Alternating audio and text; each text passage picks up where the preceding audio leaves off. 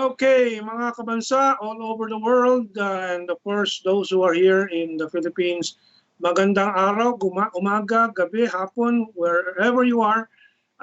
This is Mentong Laurel with Paglinawan dito sa ating Maestro online edition sa Global Talk News Radio. Airing for the 11th year dito sa ating social media ngayon in the period or the era of the lockdown for COVID-19. Kaado, yung bati muna dito sa unang linggo ng Mayo 2020. Okay, magandang araw po sa inyong lahat. Depende nga naman kung saan kayo naroon. Ito po yung likod Ado Paglinawan ng Maestro. At as always, si Mentong Dalawang oras po ng unfinished revolution. That's right. And of course, thank God it's Sunday. And it's exactly Sunday. At dalawang oras po tayo ngayon. And we have not been able to do yung daily programs natin dahil marami ding sabay-sabay na kailangan gawin tulad ng pagsusulat at ng mga information. So we took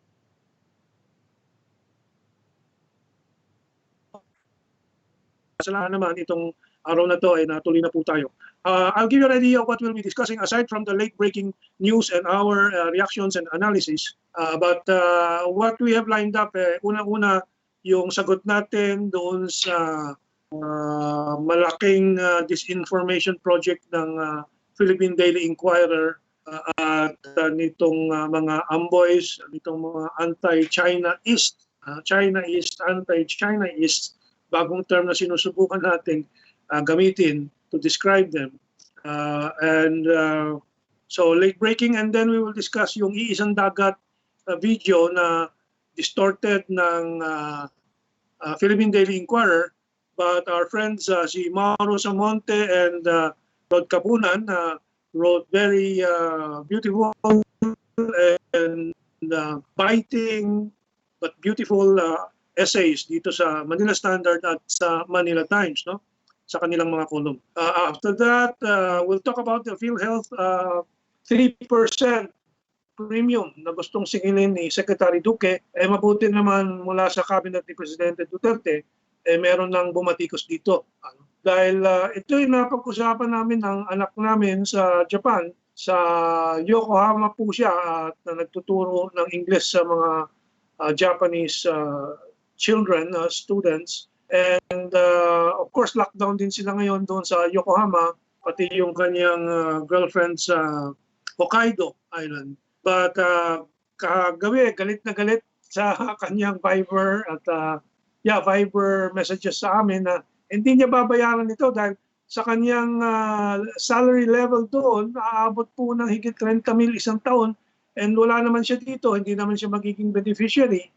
So may katwiran naman, and it seems that this is a very huge issue sa mga OFW ngayon. At salamat tinawag kang pansin natin ni Ka Joshua to take a look and talk about this issue too. So Iisang Dagat, the music video, itong PhilHealth OFW Premium na dapat talaga tigilan na, and then the POGO. Mabuti ngayon naglabas na ng data itong si Andrea Domingo ng PAGCOR, at malinaw po kung anong mawawala sa Pilipinas dito sa paghahadlang ng ilang elemento dito sa POGO sa Pilipinas. And then of course yung Taiwan OFW anti-Duterte domestic or caregiver na pinapadeport ng gobyerno natin back to the Philippines at tinututulan ng Taiwanese government at nagkaroon ng kaunting sigalot dahil nga medyo pinahagingan ni spokesperson Harry Roque na ito ay hindi naman bahagi. Itong Taiwan ay bahagi lang ng China, part of China lang. And China may do something about it. So that's 3 points, 4 points, no? And then 5 yung mga NPA attacks in the COVID distribution operations. I think this has to be denounced, and I think this nation should really expose this predatory, opportunistic, parasitic tactics of Joma Sison and his minions. Si Kada, of course, also wanted to discuss yung 10 questions issued by Chinese media. And mamaya, maganda po yung mga tanong na yan. No? Dahil napakaraming mga disinformation mula sa Republicans sa Amerika, sa Estados Unidos, at yung kanilang mga kaalyadong mga bansa tulad ng Australia. Pag-uusapan po natin yan. And then yung Lawfare, siya papaliwanag ni Kaado. Give us a teaser dito sa 10 questions and then sa Lawfare because that will come in the second hour pa. Kaado. Correct. Medyo dito kasi sa issue ng Lawfare, alam po ninyo, if I may give you an advance definition, no? Ito pong Lawfare ay this is not really a matter of the rule of law, no? In fact, it is a distortion of the law in order to gain some propaganda or public relations advantage over an enemy, no? Ito po ang isa sa mga bagong taktika ng mga Western countries para i-leverage o para makuha nila ang kanilang gusto without necessarily going into any legal processes. So, ang isa pong form ng lawfare, kung matatandaan ninyo, ay yung pagdulog ng Amerika at ang kanyang shoeshine boy si Noynoy Aquino sa Permanent Court of Arbitration. Wala po namang nakuhang Pilipinas dyan. Wala namang po enforcement potential yan. Pero naloloko, palagay ko, Mentong, 70% ng Pilipinas naloko niyang Permanent Court of Arbitration na yan eh. At naniniwala, ultimo yung sorbitero, na meron tayong miski na isang pasong pag-aari niya sa South China Sea. So yan po ang lawfare, no?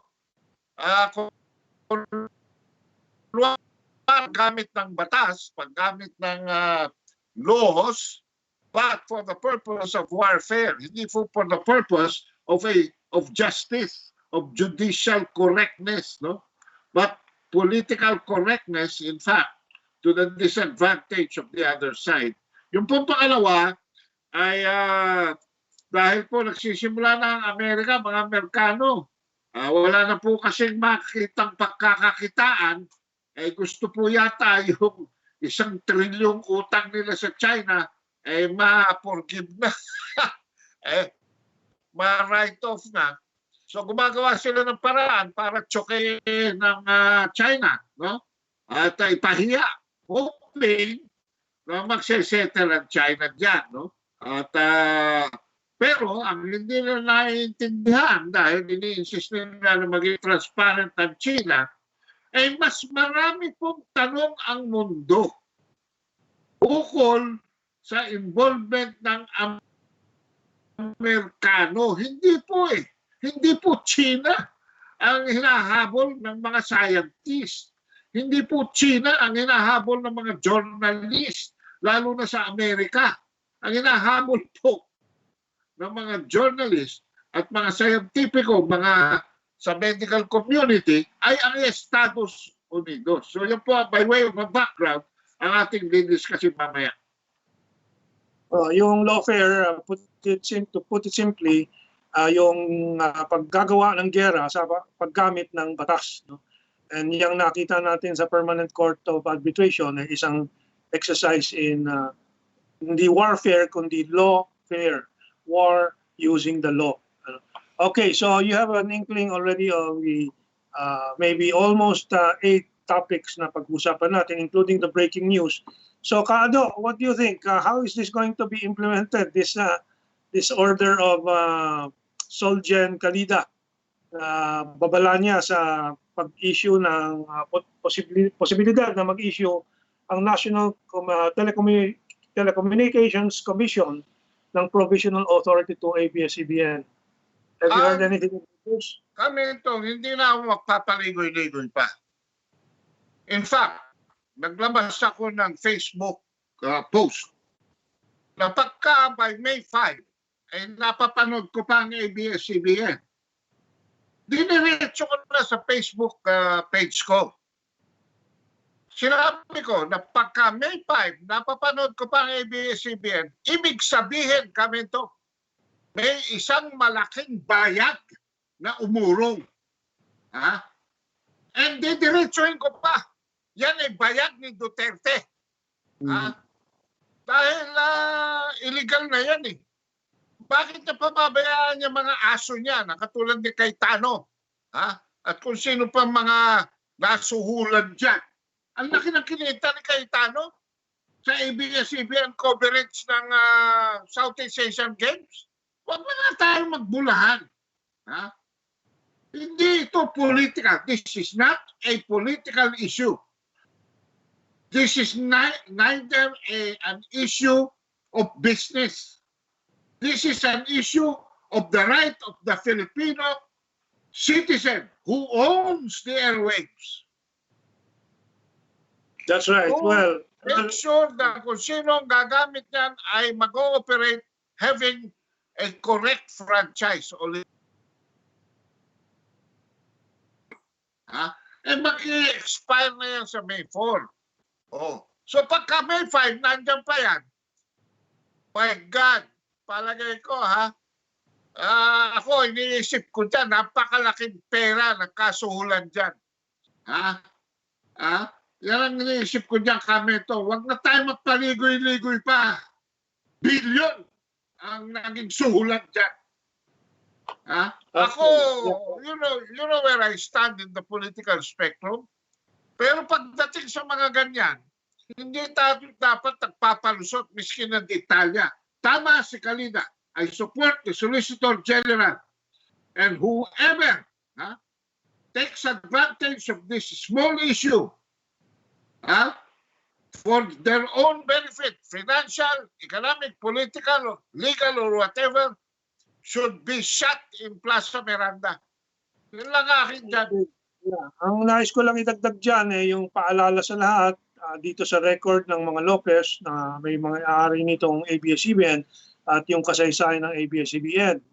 Kung paano ito ay minana nitong mga Lopezes, itong mga properties ng ABS-CBN mula sa Amerikano, at kung paano ginamit ito ng Lopez family para sa interest nila, para sa politika nila, para sa pang-aabuso nila, at isa sa mga dahilan kung bakit hindi umuunlad ang bansang Pilipinas ay yung mga ginawa nila unang-una sa economic way or financial base nila ng Meralco na sobrang sigil for the past 50-60 years dito sa atin. At hindi tayo makapag-industrialize ng husto tulad ng ibang mga bansa sa ASEAN at sa Asia. Pangunahin yan. Pangalawa, yung continuing dumbing down, pambobobo sa publiko, sa kanilang klaseng programming, sa kanilang 95% entertainment na kababawan, at yung kanilang disinformation, pangatlo yan.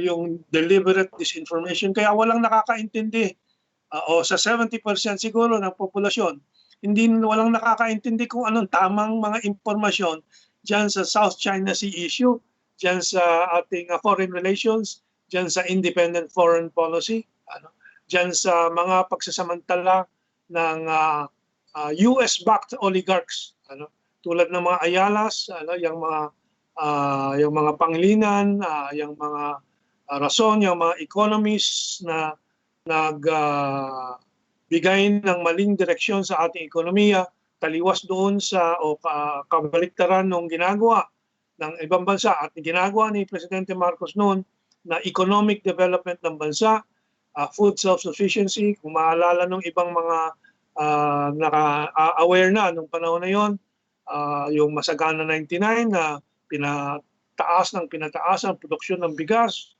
yung mga industrial development projects, that would take half the show today, an hour to explain all the projects sa copper smelting, aluminum smelting, yung industrial estates, and so on. Yan ang dahilan kung bakit yung ABS-CBN at not very many people would understand how it has been misused to the great detriment of our people. So, I don't know ng strategy ni Calida dito sa pagpapatigil. If I were to do it myself, Kaado, I would have, of course, invoked the end of the franchise, but have a government takeover. Give it to the broadcast center natin, national media production, and so on. What do you think, Ado? That can be taken over tomorrow, and nothing will change. Salaries remain the same. Habang ito ay ipoproseso, and then maybe 6 months, 1 year, 2 years later, when things stabilize, negotiations, end ng mga control ng Lopez, and new management comes in. Well, blackout lang nila. Kung walang alternative pa, May 5, wala nang blackout lang nila from the air until a legal, transparent, and correct process is able to designate kung sinong mag-occupy ng channel na yan. Okay, so that's the other approach. And wala namang disrupt sa information flow. Wala! Nandiyan ang dami nga natin channel dito eh. TV4, ang dami nga, and lalakas naman yung mga yan. Sobra na eh.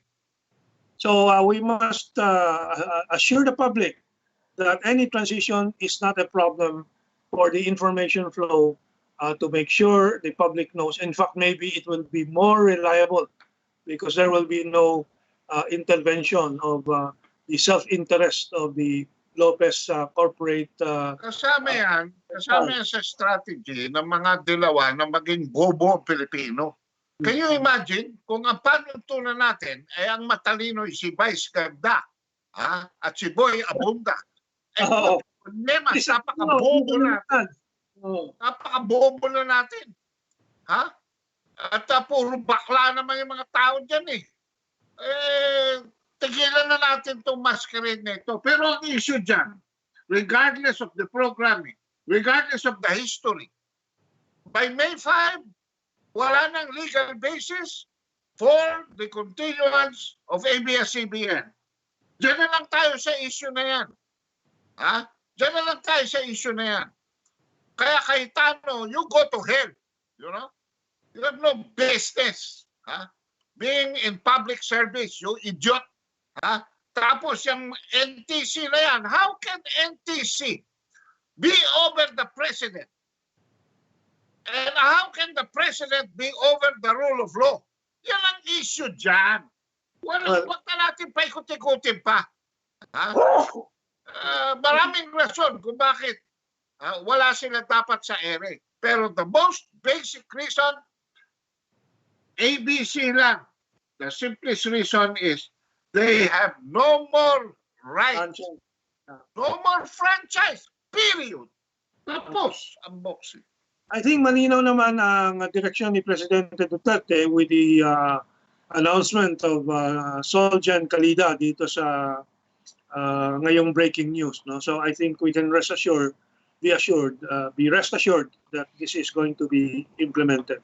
Okay, Kaado, let's move on to the controversial Iisang Dagat na deliberately misinterpret ng Philippine Daily Inquirer. At hindi ko na handa yung mga images nung column ni Mauro sa Monte at ni Rod Kapunan, pero malagandang reaksyon ng mga publiko dito sa mga columns na to. At itutuloy ni Mauro Samonte in the next columns pa niya. Ano? Dahil nag-produce din itong mga amboys at mga dilawan ng sariling video nila na sabi ng ating kasama na si Steven Pabalinas, basura ang production at mukhang ginawa pa sa Estados Unidos.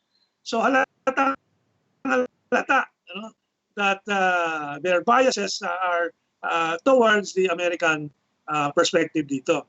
Now, ang isang key issue dyan, Kaado, dito sa ginawa ng Philippine Daily Inquirer, doon sa kanilang inulat at inilabas na mga Facebook and YouTube versions, pinapalabas nila ang dislikes, umabot ng 150,000 at yung likes 2,000 lang. But sabi nga ni Mauro Samonte, given what we know about social media, na napakadali manipulahin, mukhang yun naman talaga ang nangyari. And my proof that this is so is the post I've been circulating about the Iisang Dagat. I don't know, I think we can show our image there. No? So nilabas ko, makikita mo ba sa screen mo, Kaado, no? Yung Iisang Dagat is correct. Sabi ko at nilagay ko ang aking photo diyan para paninindigan ko ito and mag-invite ako ng debate diyan, ano? And sabi ko nga itong Iisang Dagat libong taon na po, ano? Kung ilang siglo na yan na ganyan po ang turing ng mga Asians, lalo na ng ASEAN and China, diyan sa China Sea and South China Sea. Maalala mo, Kado, malagi nating pinapaliwanag na 1,000 taong nakaraan na po si Raja Kiling ng Kingdom of Butuan ay bumiyahe na po sa China para sa trade mission sa China. Ganyan din po sa 1417 si Sultan Paduka Batara ng Kingdom of Sulu, ng Sulu Sultanate, ay bumiyahe din. Upon the invitation, bumiyahe naman si Tsenghe o yung representative niya about 5 or 6 years before lumarga naglayag si Sultan of Sulu with 300 sa entourage niya. Pati yung pangalawang asawa niya, 2 anak, and so malaya po ang pag-uugnayan ng Filipino, Malay, Indonesian, and so on over the centuries and millenniums. No? Now, ang isang ehemplo, ang isang kahulugan po ng Iisang Dagat, of course, which is not the message of the music video, pero binaluktot nga ng Inquirer. Pero ako pinikap ko na mula doon na yung Iisang Dagat, ang isang ehemplo o template nito ay yung nagkaroon ng 60-40 deal ang China at ang Pilipinas sa oil and gas dito sa Reed Bank. Yan ang ibig sabihin, yan ang sharing. So sasabihin ng iba, bakit kine-claim ng China? Bakit kine-claim ng Pilipinas? Bakit kine-claim ng Vietnam? Bakit kine-claim ng Malaysia, Brunei at Indonesia yung iba't ibang bahagi? Tapos sasabihin ng iba, hindi, iisin ng Pilipinas yan.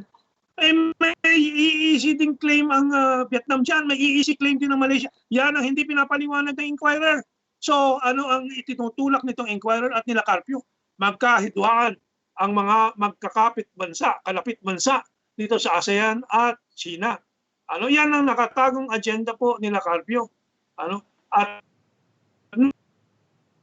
kaming musmus pa, may gatas pa sa labi, na nagmamalaki, nagmamadunong, kung ano-anong pinagsasabi, teritoryo natin yan. Obvious, di ba? Na hindi nila alam ang katotohanan dyan. Napakasimple. Kung nabasa lang nila yung ICC, International Criminal Court response sa nuisance case ni Del Rosario at ni Carpio Morales na criminal charge against Xi Jinping daw sa pagsisira ng mga reef sa China, South China Sea. Ano sabi ng ICC? Hindi yan teritoryo, kaya hindi namin issue yan. Hindi nyo teritoryo yan sa Pilipinas. Kaya hindi pwedeng dalhin sa amin yan. Ibang issue yan. Kung EEC, pwedeng pag-usapan yan. Pero yung EEC, hindi sa inyo lang. This is going to be shared. Certain aspects. Paano magiging exclusive? 5-6 yata nagkiklik yan. So, precisely. Iisang Dagat yan, hindi lamang sa Pilipinas at sa sa China. Iisang dagat yan doon sa lahat ng nagke-claim. That's right. Ngayon, ang pinakamalakas na nagke-claim wants to make something out of it. At doon sa nasimulan, nagsisimula siya sa Vietnam. Ayaw naman ng Vietnam mag-cooperate. Di ba? Pilipinas gusto. Pilipinas gusto. Oh, di na, makikinabang tayo sa isang dagat. Oh. Nung sila nagpapatakbo, yung Vietnam, nakukumbinsi na nun eh. Gusto na ng Vietnam nun, trilateral eh. Pero ngayon, mukhang inaapakan ng Amerikano yung paa ng Vietnam. Iba na ang kanyang kagustuhan. Hindi, pahinog siya. Ngayon, yung mga nagsasabi dyan na atin yan, bobo kayo. Simple lang. 3 taon na namin binubugbog ang argumento rito. Ako'y sawang-sawanan dyan. Wala kayo ni isang baton dulig na pinanghahawakan dyan. All the exploitation of anything in the South China Sea will always be by mutual agreement between the parties who are making a project. Wala na ano dyan. 5, 6 eh. Paano naman ninyo pag-anuhin? Tapos, yun ang gugulo. Yung Amerikano. Hindi isa to sa 6. Bakit? Ang layo nila, mga kabansa. They are more than 10,000 miles away. Sila pa ang gustong maghari dyan. Samantalang nasa tuktok lang na, nasa bandang tenga lang ng Palawan natin yan. At nasa bandang paalang ng China yan, sa Hainan. Bakit sila nakikialam? Anong pakialam nila rito? Huwag sila makikialam dito. Hindi tayo nakikialam sa mga kalukuhan nila ng Europe. Tayo nakikialam sa European affairs. Wala tayong pakialam dyan. Kung anong pag-sharean nyo dyan, kung anong pag-awayan nyo dyan, kung anong pagkasunduan nyo dyan, kung kakabuti ng mga taong nasa inyong bansa, bakit hindi? Bakit kami rito? Pagdating dito sa South China Sea, pinakikialaman ninyo.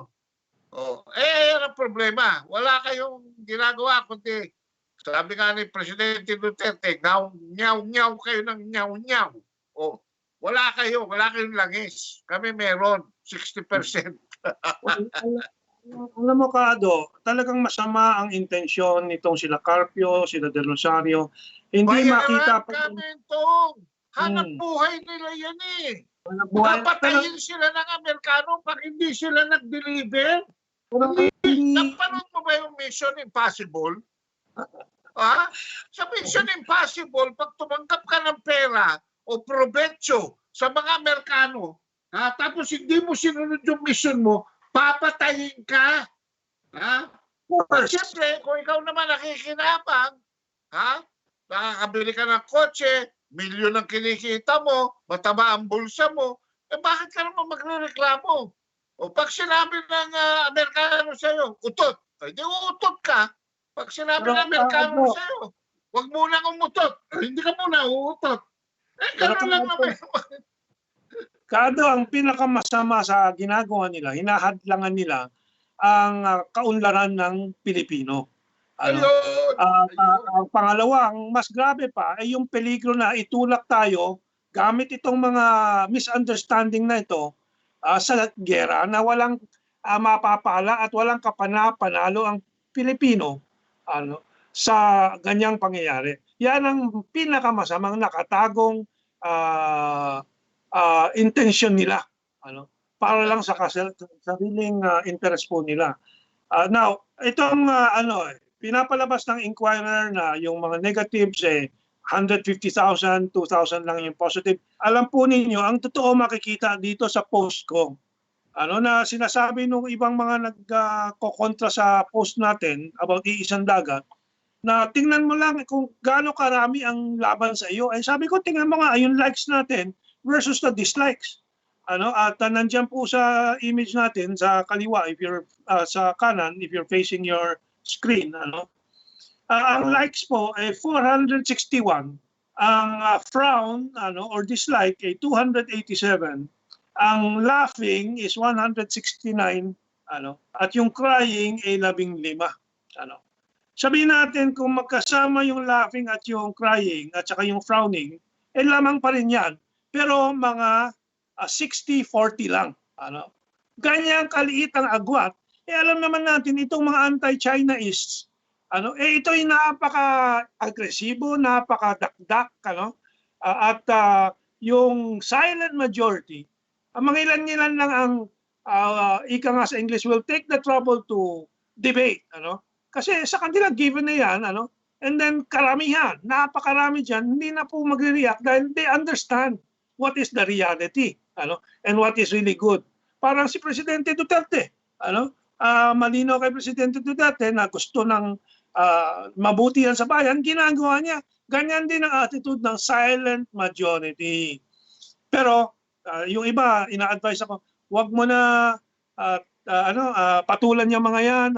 Sabi ko, importante po ma-expose dahil if you follow all their arguments, talagang puro walang laman, puro mali ang akala, ang alam, at nagmamadulong lang, nagmamayabang na sila ay patriotiko, pero hindi po nila nakikita yung napakasamang intensyon at posibilidad kung ito ay magpatuloy at mahadlangan. At mamaya papaliwanag natin doon sa issue ng POGO na malaking damage na ang nangyayari dito sa mga paghahadlang, pananabotahe na ginagawa ng ilang mga politiko at ng mga gonggong na naloloko ng ABS-CBN at mainstream media tulad ng Inquirer, Kado.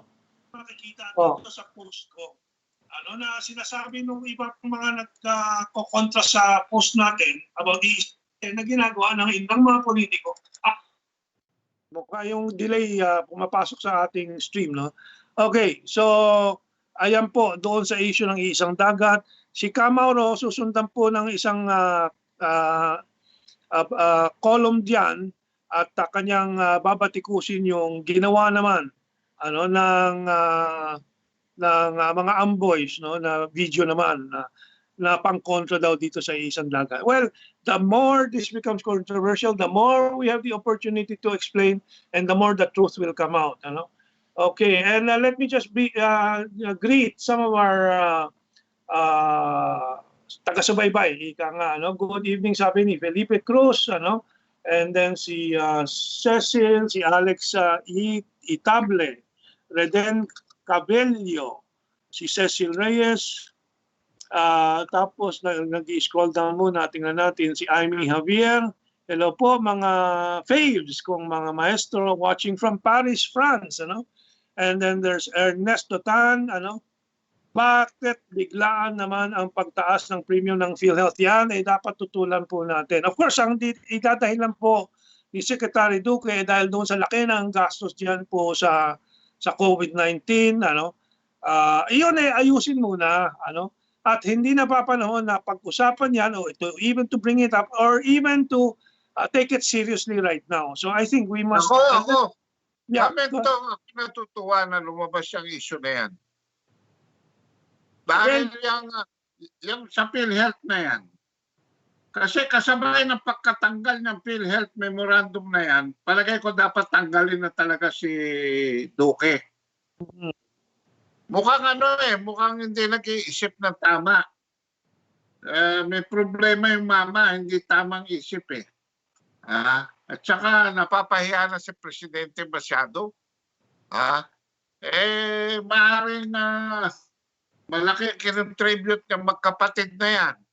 Pati yung kapatid niya na nasa sa Philippine Coconut Authority. Pero talaga naman, alam mo kami itong ang kondisyon ng ating mga district at provincial hospitals, ng ating mga municipal hospitals is despicable. Meron akong isang kaibigan na yung anak niya ay magluluwal na sana ng una niyang apo. Alam mo ba, ang ginawa sa Baylan, sa Capiz, sa Baylan Hospital, yung bata tinanggalan ng incubator at saka ng oxygen. Nagre-recover na yung bata. Lumalaban na yung bata. 2 oras lamang tinanggalan ng oxygen at saka yung ilaw, yung heat, no? Yung init. Wala. Nag-reverse na yung kondisyon ng bata at namatay within 24 hours. Kasi, in-examine nila, wala naman sa chart, ang doctor's order, na tanggalin yung kanyang life-sustaining connections. Isang gagang nursing assistant, basta tinanggal lang. Ayun, namatay yung bata.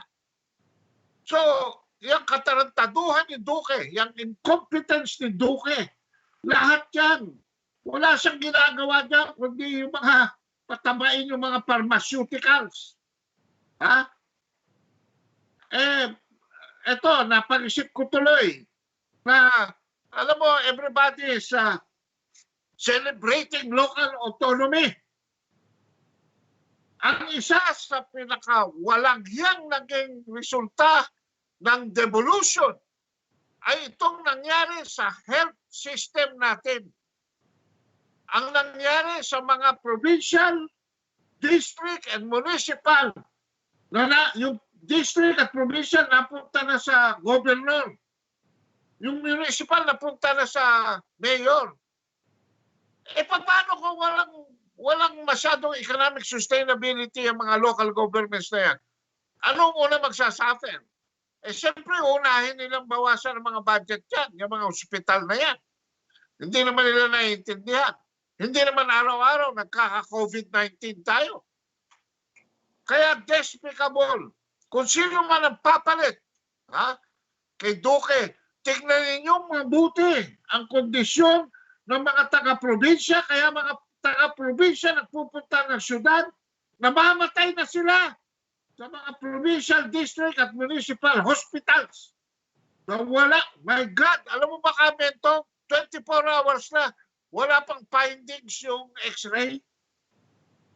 24 hours na, hindi pa nakukuha ng laboratory sample yung pasyente. Diyos, ninuno ko. I'm telling you, ngayon ko lang talaga na up close, nagkaroon ng experience dito. And ako, guguluhin ko talaga si Duque sa pagkamatay ng baby na ito. Okay. Every life to me is sacred because pro-life ako, Mentong. Kaya, nako, Duque will never hear the end of me because of the death of this baby. Pambira. Okay. Sabi ko I'll make this a personal advocacy. Okay, so we are in a situation where we find this secretary, of course, a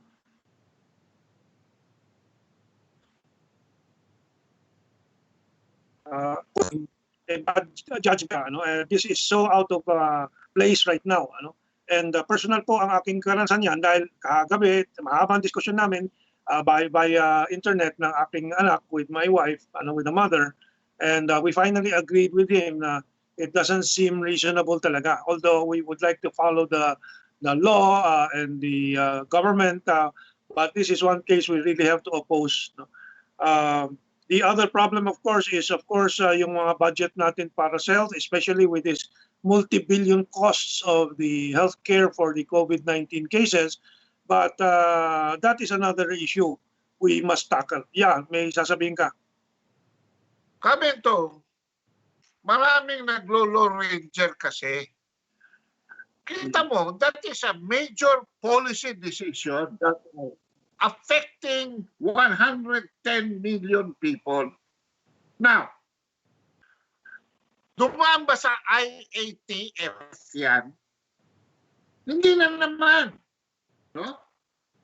Naglabas na naman siya ng isang Lone Ranger policy. Tonto talaga eh. Ang isa pang tonto dyan, yan si Bello. Aba, inanakawan pa ng plataforma si Bongo. Humihingi ng 25 bilyon para for 3 months daw, bigyan ng ayuda yung mga uuwi ng probinsya.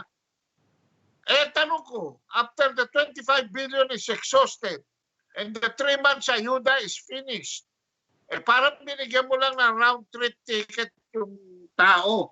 Babalik uli sa syudad. Eh, ang bobo talaga eh. Alam mo, nagpapasalamat ako dito sa COVID-19.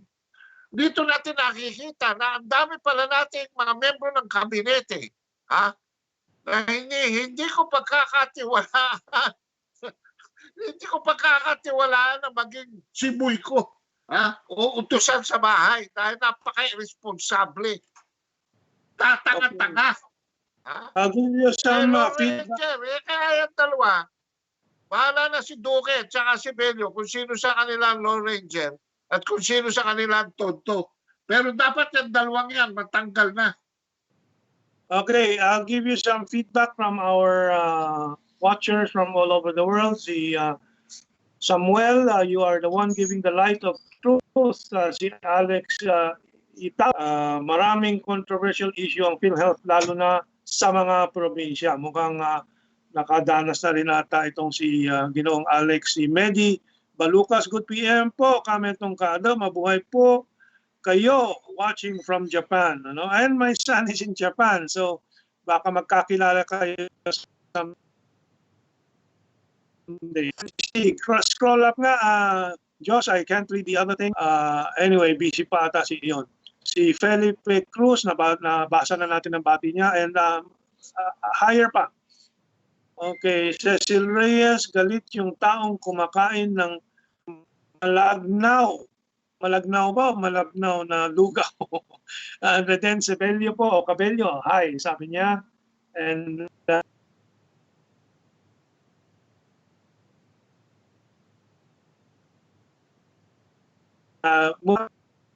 po natin ito. So that's the status, and I hope Philhealth backtracks from this so that President Bago Duterte... pala tayo umalis kami itong sa Philhealth, papaalala ko lang sa mga tao na it was Risa Hontiveros who fleeced Philhealth and where he took his propaganda for his senatorial campaign. Pangalawa, kung siya'y nandyan, nagbigay siya ng bonus sa mga opisyalis at saka mga empleyado at the expense of the people, ng mga beneficiaries. No? Kaya pagka PhilHealth scandal, PhilHealth scam, ang pangalan na dapat ninyong tandaan ay Risa Hontiveros. Kita mo, si Duque. Bakit nagre-raise ng pansel si Duque? Eh, inuubos na ni Risa Hontiveros.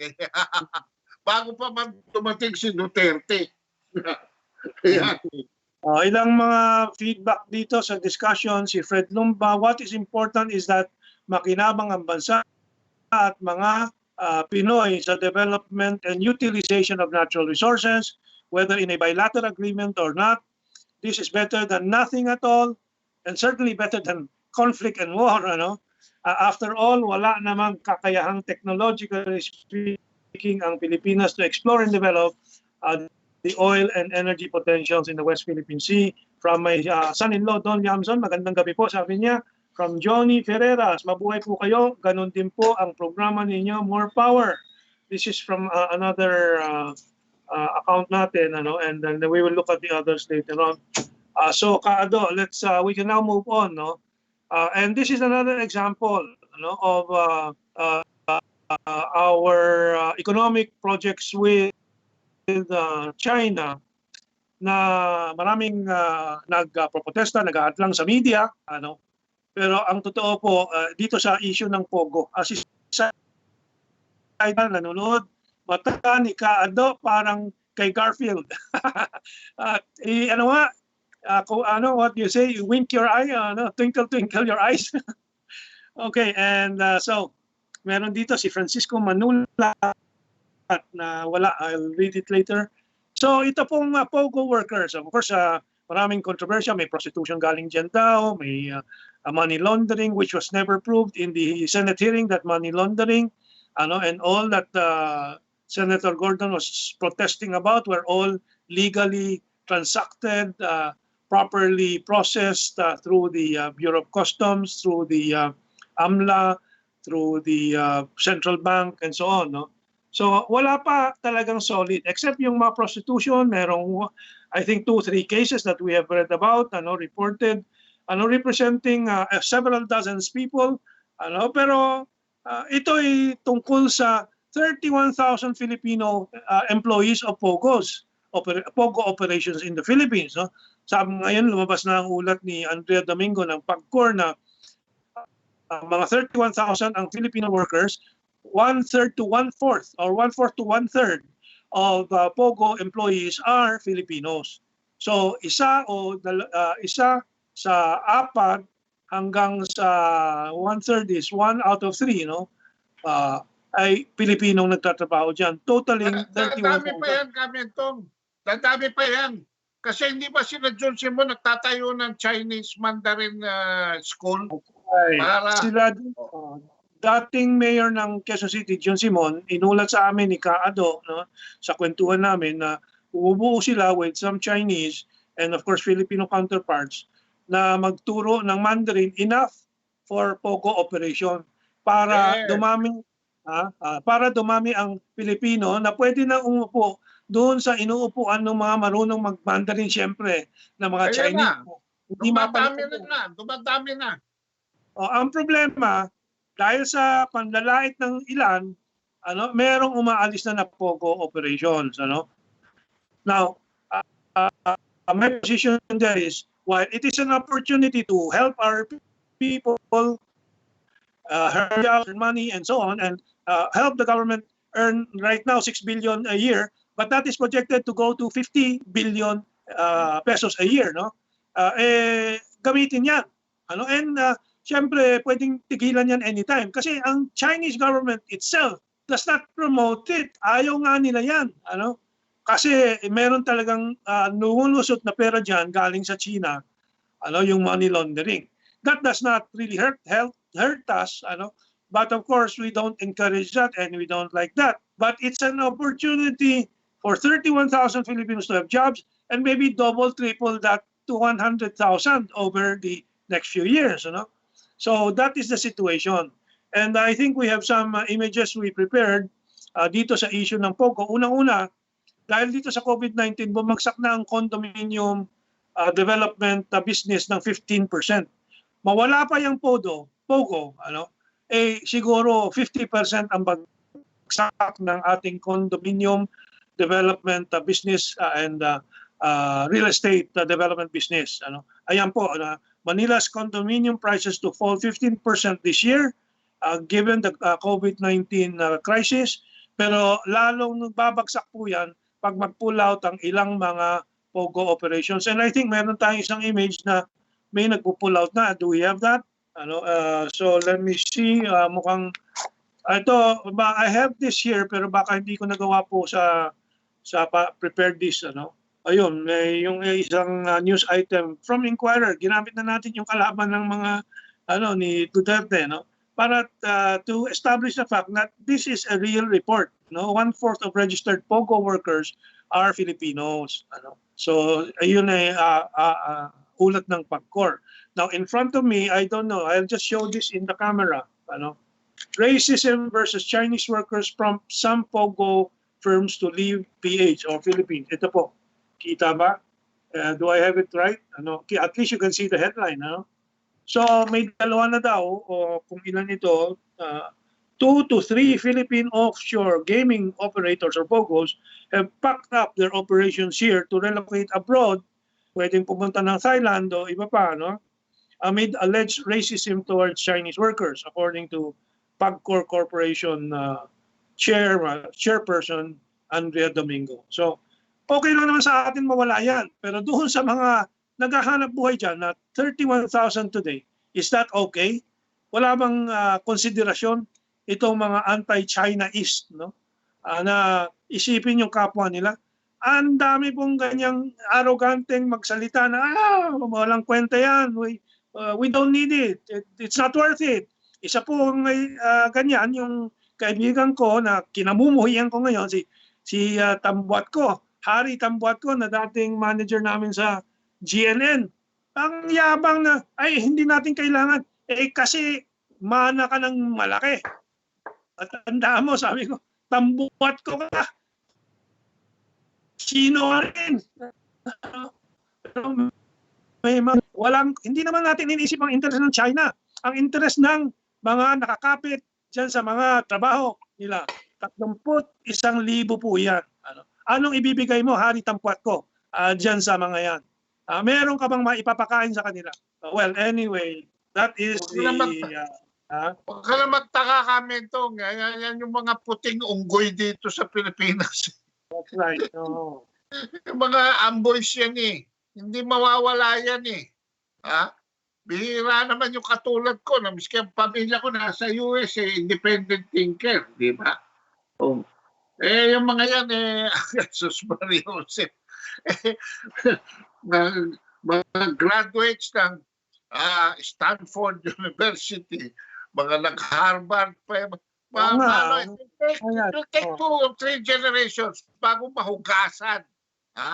Ang importante ngayon, hindi na yung ating personal preferences, kundi paano natin pakakanin ang 110 million na mga kababayan natin at paano natin sila paularin para kanilang pang-araw-araw na panggastos at bukod dito, ang gamit nila sa bubong sa itaas ng ulo nila, pagkain sa kanilang bibig, at edukasyon.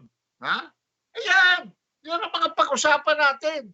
Saan nyo kukunin niya? Kay Noynoy Aquino? Kay Del Rosario? Kay Carpio?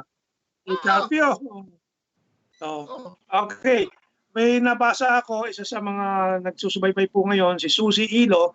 Si Susie Ilo is a singer, two-man band siya with her husband, and ngayon yung daughter nila. Remember, the daughter sang in our Sunday program, kung maalala mo, Kaado. And she used to sing in Guangzhou, no? Yeah, Susie. So these are some of the people who have earned a living in China. So let me see, si Susie Ilo, more power po, sir, sabi niya. Si Avin Acuña Gulo, good evening, Sir Herman and Kaado. Edwin Dumlao, good PM, mga maestro. Kanina AM ko pa hinihintay ang broadcast nyo. Mabuhay po, madaming propaganda against China. Fred Lumba, nabasa na po natin. And can you scroll down, Josh? Anyway, sige, pagka ready ka na, just scroll down and so we can say hello to the others. No? Okay, Kado, that's the POGO situation, and I hope our public can help support President Duterte's approval of this operation because this is for our fellow Filipino workers, at hindi po para sa akin, hindi naman ako nagsusugal, hindi po para sa iyo, Kado, hindi ka rin nagsusugal.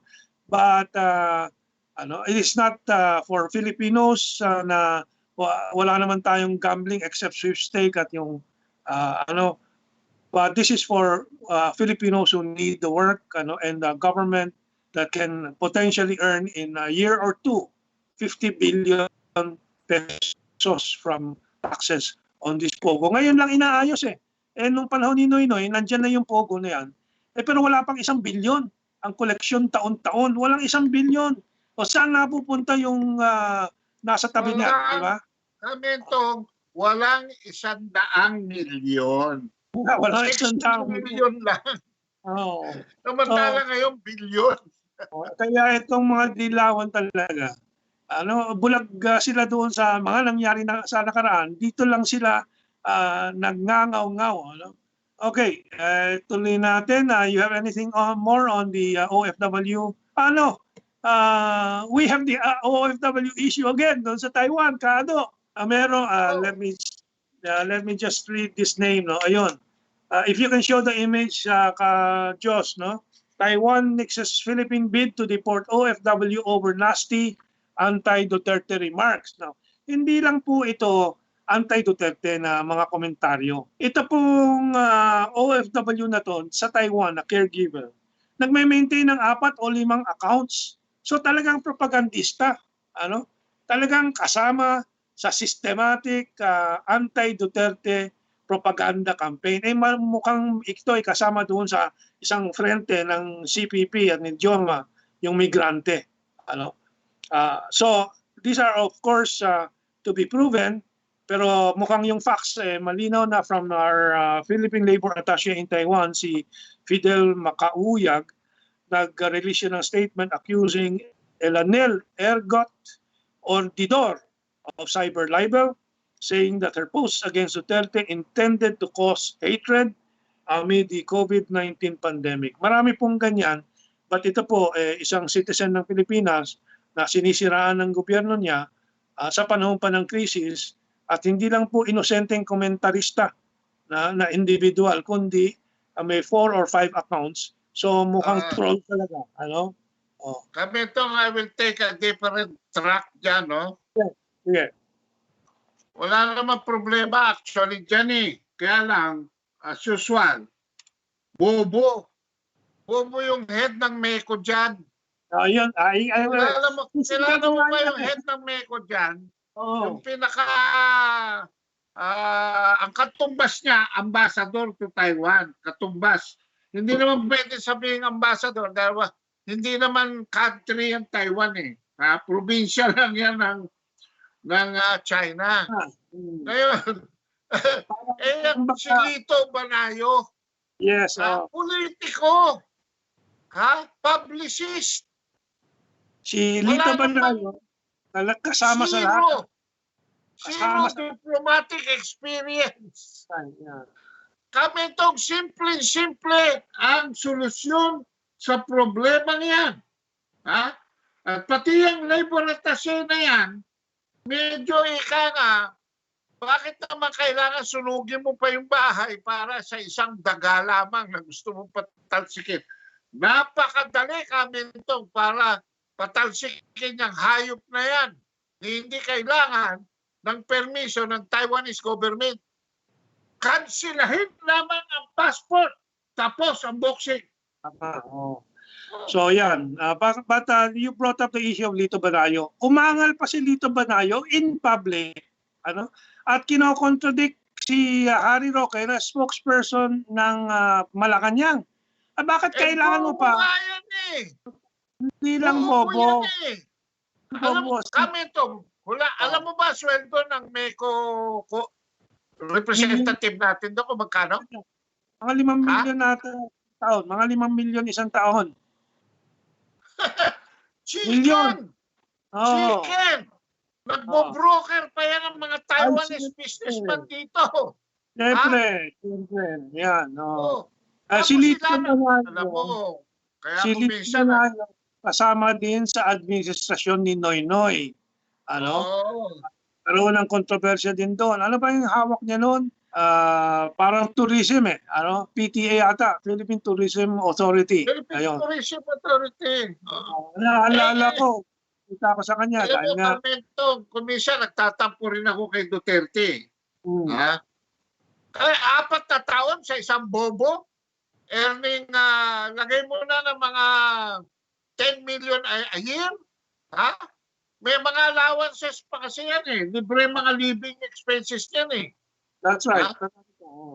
And kaya unang nagkaroon ng kalokohan yan si Lito Banayo. Remember yung travel ban to Taiwan? Wala naman ang problema ang Taiwan sa COVID eh. Wala siyang ginawa. Para bang yung ambassador natin sa US, yung si Babes Romualdez, sumusweldo lang, wala namang, miski tanggalin mo, miski wala nang ambassador sa US, okay na rin eh. Kasi ang nagpapatakbo naman ng US natin si Teniboy Locsin na rin eh. Itong Meko, ganyan din. Alam mo ba Mentong, ang pinaltan niyang si Lito Banayo kung sino? Isa sa pinakamagaling na special trade representative natin, si Antonio Basilio na nakasama ko sa Washington, D.C. Isa sa pinakamatalino na trade counselor natin na na-promote pa to the rank of ambassador, special trade representative. Tapos ipapalit mo daga, ipapalit mo nagpayaman lang sa National Food Authority. Ha? Yan, may controversy dyan. No? Grabe! Goodness, my goodness. Sabi, alam mo, yan ang problema ko minsan din eh. Ha? Kaya isama na natin yan. Ha? Ngayon. Pag-uwi nitong lukang-lukang naninira kay Duterte, kumari lang, Mr. President, isabay mo na si Lito Banayo. Ha? Paglinisin mo na lang ng sapatos mo dyan sa Malacanang. At shoeshine boy. Magaling yan. Magaling. Garantisado magaling yan, Mr. President. Pero shoeshine boy lang. Itong si Banayo may kasalanan sa gobyerno at yan ang basehan ng pagsisisanti sa kanya at palitan siya. Kinontradict niya ang official spokesman ng gobyerno. Hindi pwedeng gawin yan ng isang kinatawan ng gobyerno rin doon sa kabilang bansa. So he created a scandal para sumipsip sa otoridad sa Taiwan. Yan din ang prinsipyo ko, Mentong. When I object to Muslim ambassadors in Muslim countries, wala tayo talaga representation kung i-assign natin sa mga Muslim countries ay Muslim ambassador din. They will become, kung baka halimbawa, Saudi Arabia, nag-assign ka dyan ng Muslim ambassador. By the time he gets there, he is no longer your ambassador. He is already an employee of Saudi Arabia. Ganyan yan. Mga appointment ng ambassador tulad ni Babes Romualdez sa Estados Unidos, PR man, bayad ng US Embassy dito sa Pilipinas, nag-PR pa. Tapos i-appoint ng ambassador doon, di siya iutosan doon ng Amerikano, di ba? Ito si Banayo, tuta ng Taiwanese. Diyos Mariosep. Change subject. Okay. Well, tama ka, dapat yung caregiver, kung ayaw i-deport, cancelahin ng passport. Problema ng Taiwan government yan. Okay. Oo. Wala siya travel document. Bahala siya sa buhay niya. Okay, finally, sa domestic developments and news, of course, Kaado, isang paborito natin ito, yung pag-expose ng masamang intensyon ng CPP, NPA at mga bataan ni Joma at si Joma mismo na protektado ng mga puti diyan sa Netherlands, at kaalyado ng Amerika itong Netherlands na nasa NATO, isang leading country sa North Atlantic Treaty Organization. So paano masasabi na ito ay patriotiko at progresibong liderato itong si Joma. But itong attack ng NPA dito sa Aurora, habang ang mga sundalo ay tumutulong doon sa distribution ng COVID-19 aid, and 2 sundalo ang napatay at 3 sugatan noong Abril 21, around 2 weeks ago, and this is our first chance to discuss it again sa ating online edition. Now, ito po ang I think nakikita natin na pagsasamantalahan ng nila Joma itong krisis. Now, this is not really going to go well for them kasi maalala po natin yung hawk na maraming sumusuporta noon, tinambangan ang asawa ni Presidente Quezon. And that really became a Waterloo for them, propaganda-wise. And this is what is happening dito sa NPA. So I know you, in our last discussion, Kaado, you really lambasted them again here. Meron ka bang bagong developments dito? Bagong updates? Well, according to Brigadier General Arevalo, wala nang peace talks. Okay. Hindi lang yung ceasefire ang sinuntabi, pati yung peace talks na. And rightfully so, kasi binola lang naman ni Secretary Bello si Presidente Duterte nung papasko, nabigyan ng one more chance itong mga communist terrorist groups. Alam mo naman si Presidente, if you ask him at the right time, Pasko and all that stuff, pinagbigyan on one condition, na ang talks gawin dito sa Pilipinas. Hindi ma-achieve ni Bello yun unang-una, no? At pangalawa, nagkakaroon pa ng lakas every time na magkakaroon ng peace talks. Itong mga demonyong ito uses the relative relaxation of military operations against them. Katulad ngayon, nag-distribute ng COVID-19 na mga ayuda sa mga taong bayan, ang ating kasundaluhan. Dahil sila lang naman ang pwedeng pumasok doon sa mga liblib na lugar. Tapos, babanatan pa nila. Talagang hindi na pwede talagang kausapin yung mga yan. Wala naman talagang ginagawa yung mga yan kung hindi pagurin ang pasensya ng Pilipino at katulad doon. After Cory, Ramos, si Erap lang ang medyo pumitik dyan ng konti. Si Gloria Macapagal Arroyo, dating komunista rin yan. Tapos si Noynoy Aquino, anak ng komunista yan. Anak ng founder ng New People's Army yan. Si Ninoy Aquino. What do you expect from these people? Para sirain ang ating bayan at ngayon, i-deny ang ating mga kababayan ng ayuda in this time of crisis? Teka muna, sabi nga ni General Arevalo, dahil nagre-reklamo daw ang NPA, masyado na sila nalalagasan sa hanay nila. Kasi sabi ni General Arevalo, what do you expect us to do when we are distributing relief goods? Hindi mag-provide ng security sa mga tao namin? Sira pala ulo nyo. Kado, idadagdag ko lang ito dahil tiyempo po pumasok ang comment ni Roy Bandiola at sabi niya kaya galit si Kiko dahil gusto niya mawalan ng source of funds ang bansa tungkol sa POGO. So meron kang makikitang silent coordination itong mga CPP, NPA at si Joma at itong mga politiko ng oposisyon. Gustong wasakin ang ekonomiya para sila naman ang makapasok. Ganyan din ang intensyon nitong CPP-NPA. So this is an unholy, even if it is an unspoken alliance. Nagtutulungan yan without having to talk to each other. Signaling na lang, sige, manggulo kayo, manggugulo din kami. Baka sakali, bumagsak si Duterte. Tayo naman ang maupo.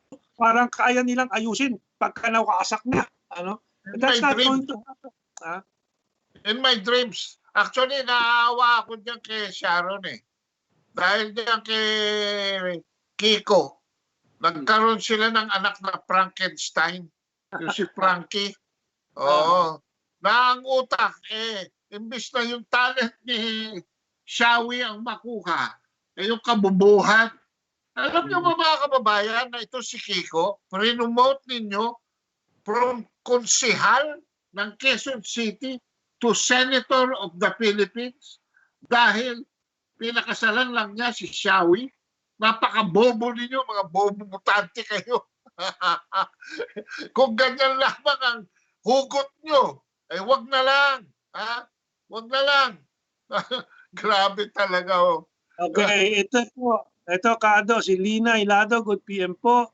Sir, iba po talaga ang insights nyo ni Kado. Miss ko na kayo sa radyo. Mabuhay po si Lina Hilado. And then si Oscar Paul Valle. God bless you. Mula kay Rodora. Sumama po dito sa ating diskusyon. Si Steven Pabalinas, kasama natin ngayon dito sa diskusyon. Si Juliet Camaro. Matagal na po nating hindi nakikita itong kaibigan natin. And si Irving Auto Hub.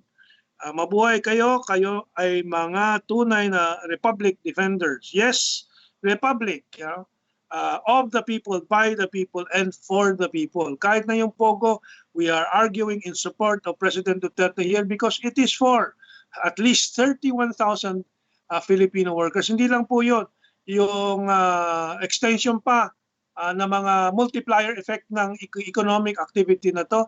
Taxi drivers, nakita, mga cooks, mga restaurant waiters, and so on. So, ganyan po ang economics. Hindi yung simplistically nila na ibabagsak ang isang proyekto dahil lang dito, doon. It's more complex than that.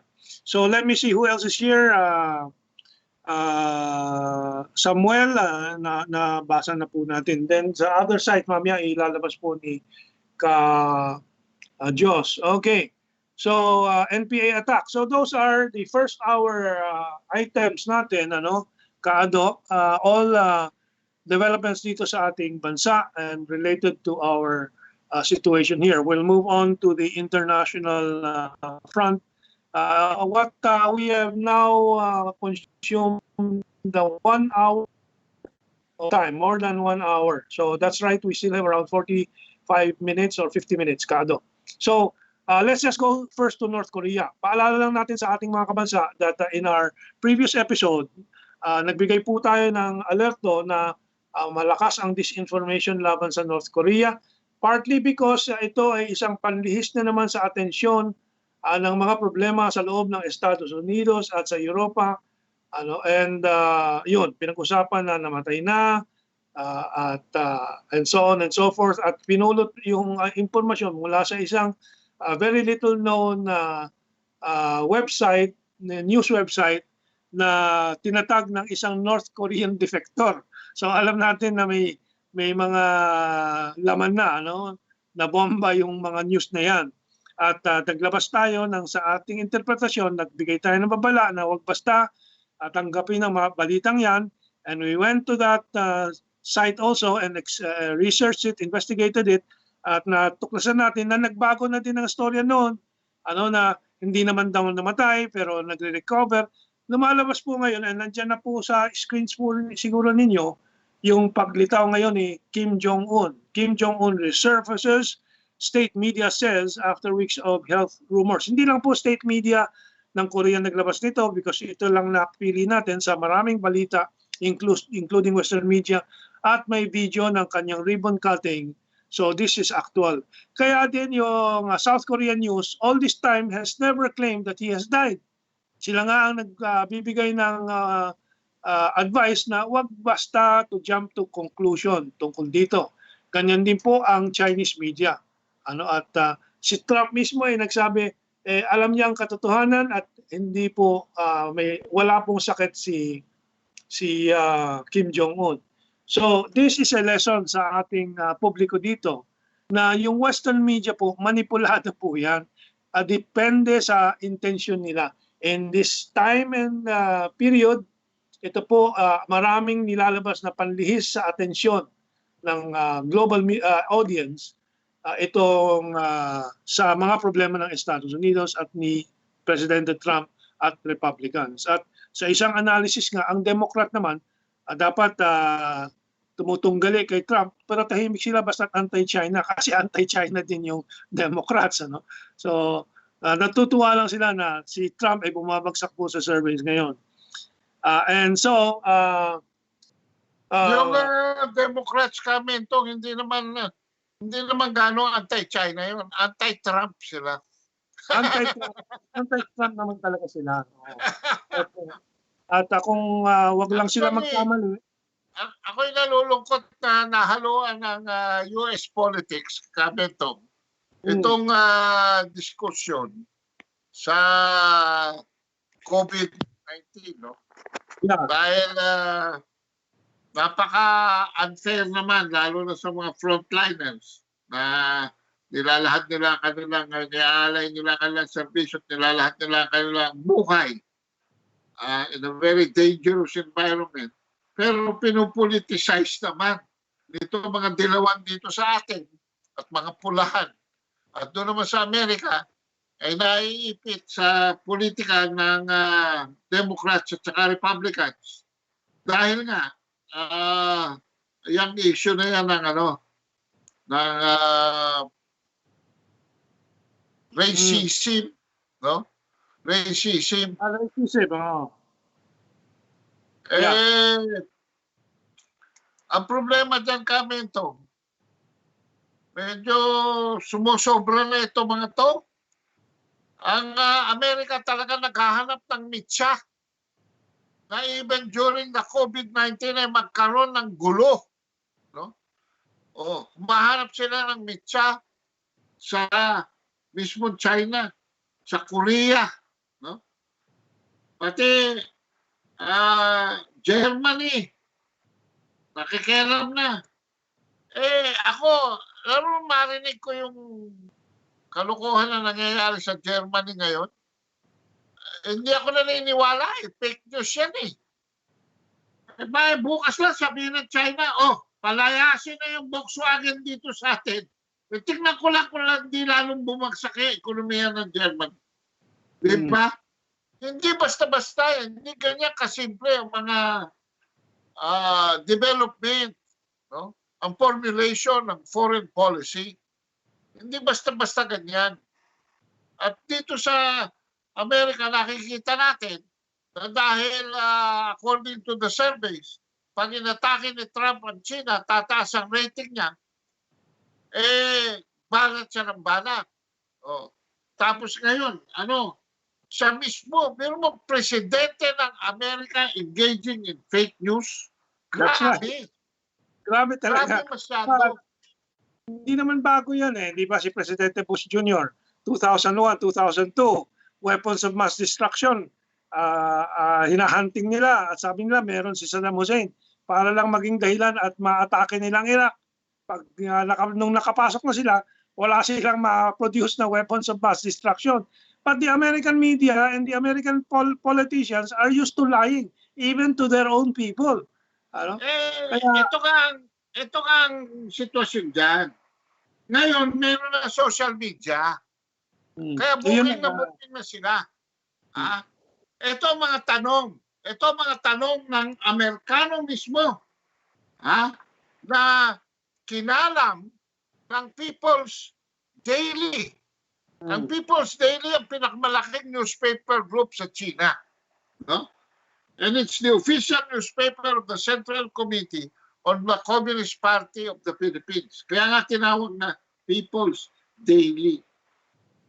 Meron silang 10 tanong. Una, tinatanong nila, frinis ng US ang avian influenza virus modification experiment nila. Pero, last year, 2019, they restarted it. So ano ang update dyan? Kung hindi, some experts believe that the modification may have increased the risk of human-to-human transmission. So yun. Pangalawa, ano ba talaga katotohanan? Teka, papatayin ko lang yung cellphone ko. Nag-alarm Excuse me. Excuse me lang po.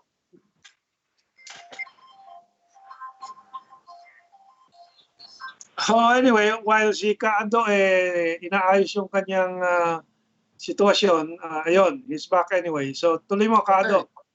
Ano ang katotohanan dito sa pagsasara ng United States Army Medical Research Institute of Infectious Diseases na based in Fort Detrick, Maryland, na nag-resume nga uli ng operations matapos ito ipasara noong July 2019.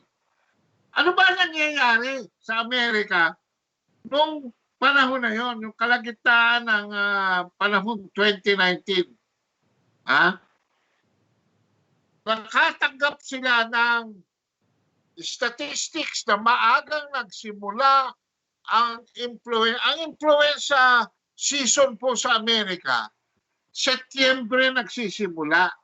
Pero last year, biglang bumulusok ang statistics sa early as July 2019. Yan. Yan po yung eksaktong buwan na pinasara nila itong Fort Detrick, Maryland Biological Research Headquarters. No? Last year, nag-scenario building din ng Amerika. No? From January to August 2019,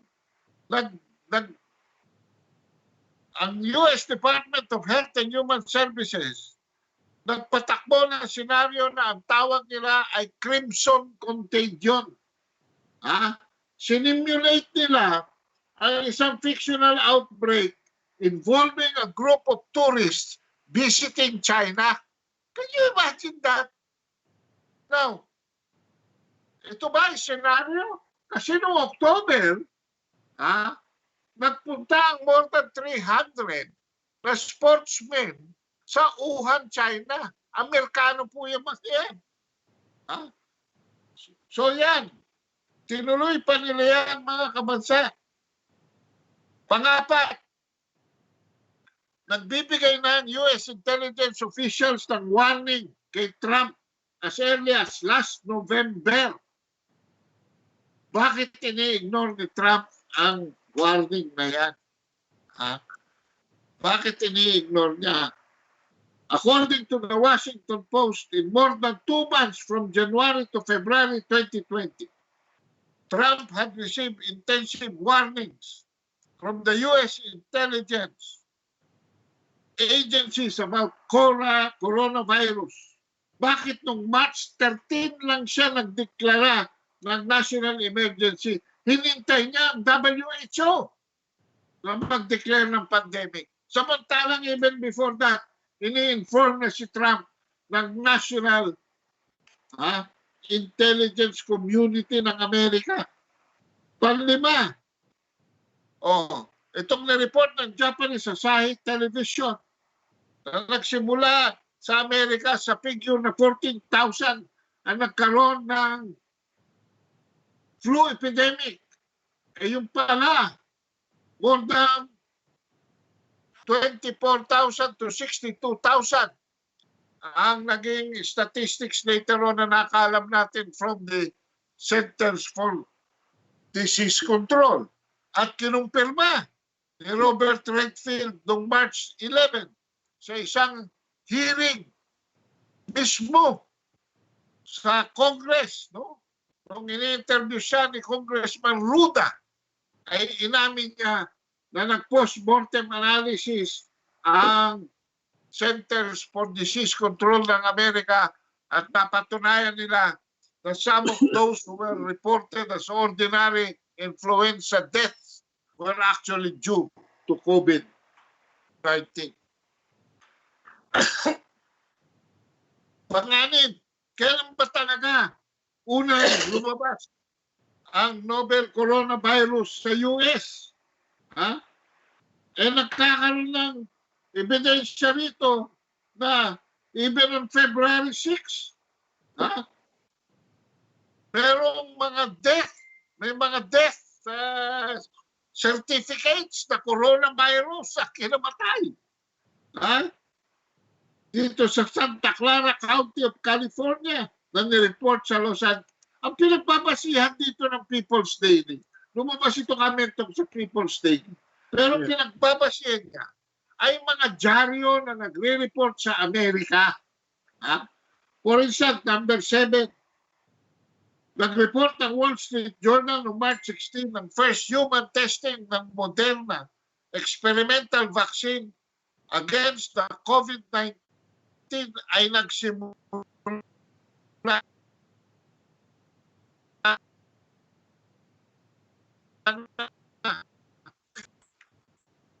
coronavirus vaccine. Sa madalit sabi, suspetsa ko dito sa COVID-19 ito eh. Ginawa talaga ng Amerika ito para later on magbenta ng bakuna eh.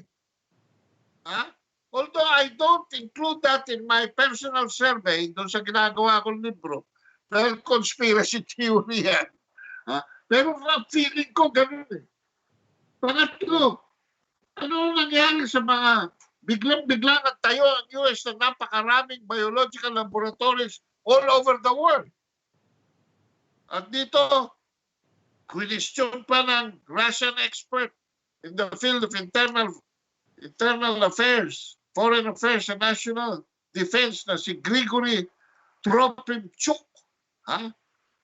Ano ba talagang ginagawa sa mga foreign outside the US na mga American biological laboratories na yan? Ha? Na monitor ng Sputnik News Agency. Pangsyam, bakit dinadownplay ni Trump ang pandemic habang itong na-report sa Washington Post? Ha? US Senate Intelligence Committee Chairman Richard Burr at ang kanyang asawa ay nagbenta ng up to $1.7 million in 33 different stocks in just 1 week before bumagsak ang merkado. Why did these officials at the committee act so quickly? Eh di inside trading yan. At panghuli, bakit ayaw payagan ni Trump? Ingat na ingat siya na magsalita ang mga US scientific experts. Ha? Ayaw niyang pagsalitain. He is doing all the talking. Yan ang problema. Including Anthony Fauci. At ang idadagdag ko rito, dahil nagre-reklama sila na medyo huli raw ang pagka-inform ng China around the world, ay nakalimutan nila na 15 years ago, may speech si George Bush Jr. na itinatayo nga itong institute para sa pandemic. 15 years ago, the US had the most advanced and the longest notification that the pandemic na sa history ng buong mundo occurs every 100 years. And it seems that 2019 to 2020 is the 100th year at which a pandemic of this extent, no? Eh, yan ang yan ang mga dapat explain. Ngayon, nagtitreten sila, nadadali nila sa husgado, sa korte, ang mga issues na ito. Aba, sabi nga ng mga abogado, teka muna, mag-check yan, sabi ng mga abogado, magkakaroon ng backfire yan. Magbabackfire sa mga mukha natin yan. Kaya takot na takot din sila dahil I know that this time, China will not take this sitting down anymore. Masyado ng kalukuhan eh. Even nung magsimula pa si Pompeo, si Secretary of State Pompeo na tawagin niyang Wuhan virus at si Trump na tinatawag niyang Chinese virus siya, pumapalag na ang mga Chino. At tama naman, dahil sobra na eh. Alam naman natin ang agenda ng China, ng Amerika. Yung utang nila sa China ay mabura. Talagang mga sweetik. Sweetik yung mga Amerikano. So kami ito. Sweetik talaga doon sa interpretasyon ng mga gera World War I, World War II. Laging pinapalabas Amerikanong nagpanalo. Kabaliktaran po, laging huli pumasok sa gera. Pagka yung kalaban pwede nang tumiklop, malapit ng tumiklop, papasok. Tulad ng Second World War din. Second World War. Pagkalyamado na. Pagkalyamado na. Diyan sa European theater, sa Second World War, 20 milyon ng Soviet Russian na ang namatay at malapit na papasok na sa Berlin bago pumasok ang Amerikano. And sa Asia, ganyan din po. I think 10 to 20 million Chinese have already died fighting the Japanese. At saka pumasok dito sa Asia yung mga puwersa ulit ni MacArthur at iba pa. So, ganyan po ang laro ng Estados Unidos. Anyway, dito sa issue ng 10 questions, ang mga labas talaga, mas maraming mga tanong sa Amerika na hindi nila sinasagot hanggang ngayon. Hindi nila sinasagot hanggang ngayon. Kaya binabaliktad po nila at they're questioning China. through their propaganda machinery. And yung pinaka-target nila, yung Wuhan Institute of Virology. Ang hindi nila sinasabi at pinapaliwanag sa global audience, ang French at ang Amerika ay kasama doon sa Wuhan Institute of Virology. At tuloy-tuloy may listahan po ng mga bisita ng American and European scientists doon sa Wuhan Institute of Virology. So walang tinatago ang institute ngayon. Ngayon, ang tanong ngayon ng iba, bakit hindi buksan ng Estados Unidos yung Fort Detrick? Biowarfare. Talaga nangyari doon. O ibaliktad natin, bakit hindi ang Estados Unidos ang magbukas ng laboratory? Kasi yung sa China, maraming magtetestigong mga Western scientists na wala silang nakikitang problema doon, walang leak doon, dahil sila ay regular na iniimbita at may coordination, may joint project sila doon sa Wuhan Institute of Virology. At saka walang biowarfare na dinidevelop doon kasi ang Wuhan laboratory is parang RITM natin dito. That's right. It's really for health purposes. Right. And ang nagbigay si Dr. Fauci ng Amerika, nung kanilang sinara ang ilang mga biowarfare nila doon sa Estados Unidos at other virological institutes, sinara nila for may mga leakage kasi sila doon, So nagbigay ng grant ng $3.5 million or some around that amount si Dr. Fauci, na ngayon ay health advisor ng presidente ng Estados Unidos. Noong 2015 ata o 2016, nagbigay ng pondo sa Wuhan Institute of Virology. Alam mo yan siguro, doon sa libro mo siguro, nakalagay na yan. Yes, yes. So, at saka si Fauci, nandyan na yan 15 years ago. Diyan na tumanda yan sa Institute of Infectious Diseases and Allergies. So kaya ayaw pagsalitain Mentong baka matanong ng media madulas Kaya naman si Dr. Fauci nag-arrange ng pondo para sa Wuhan Institute of Virology kasi concerned din sila sa coronavirus. Nung H1N1, that's a coronavirus, Yung flu, that's a coronavirus, and so on. So interested ang Amerika din doon sa scientific exploration and investigation of the bat virus na nagiging nag-jump, tumatalon to the human species. So that was a purely scientific arrangement. Pinupolitika nga nitong Estados Unidos ngayon, which creates a lot of problems.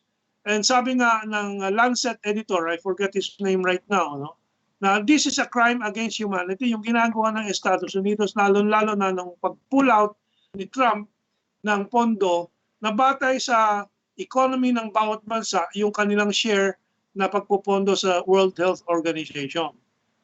So sabi niya, yung pag-pull out ni Trump ng kanyang ng US commitment ay crime against humanity.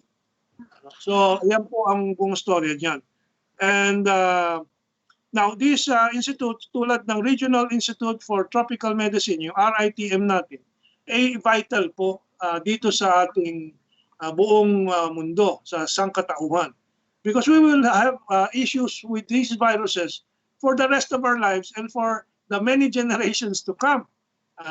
May mga sci-fi stories nga na ang lahat ng ang buong kasangkatuhan, kailangan laging naka-helmet at may sariling oxygen. Dahil doon sa pollution, dahil doon sa pandemics, and so on. And of course, this is just one of the challenges facing mankind, na aking sinulat na sa aking column sa Sovereign PH at sa PNA website, Philippine News Agency website. Dahil ngayon, nagiging conscious lang tayo dito sa mga problema dahil we have scientific knowledge now. During the Kansas flu or Spanish flu noong 1918, wala pang vaccine.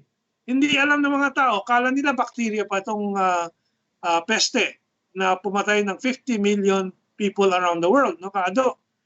Yung pala virus.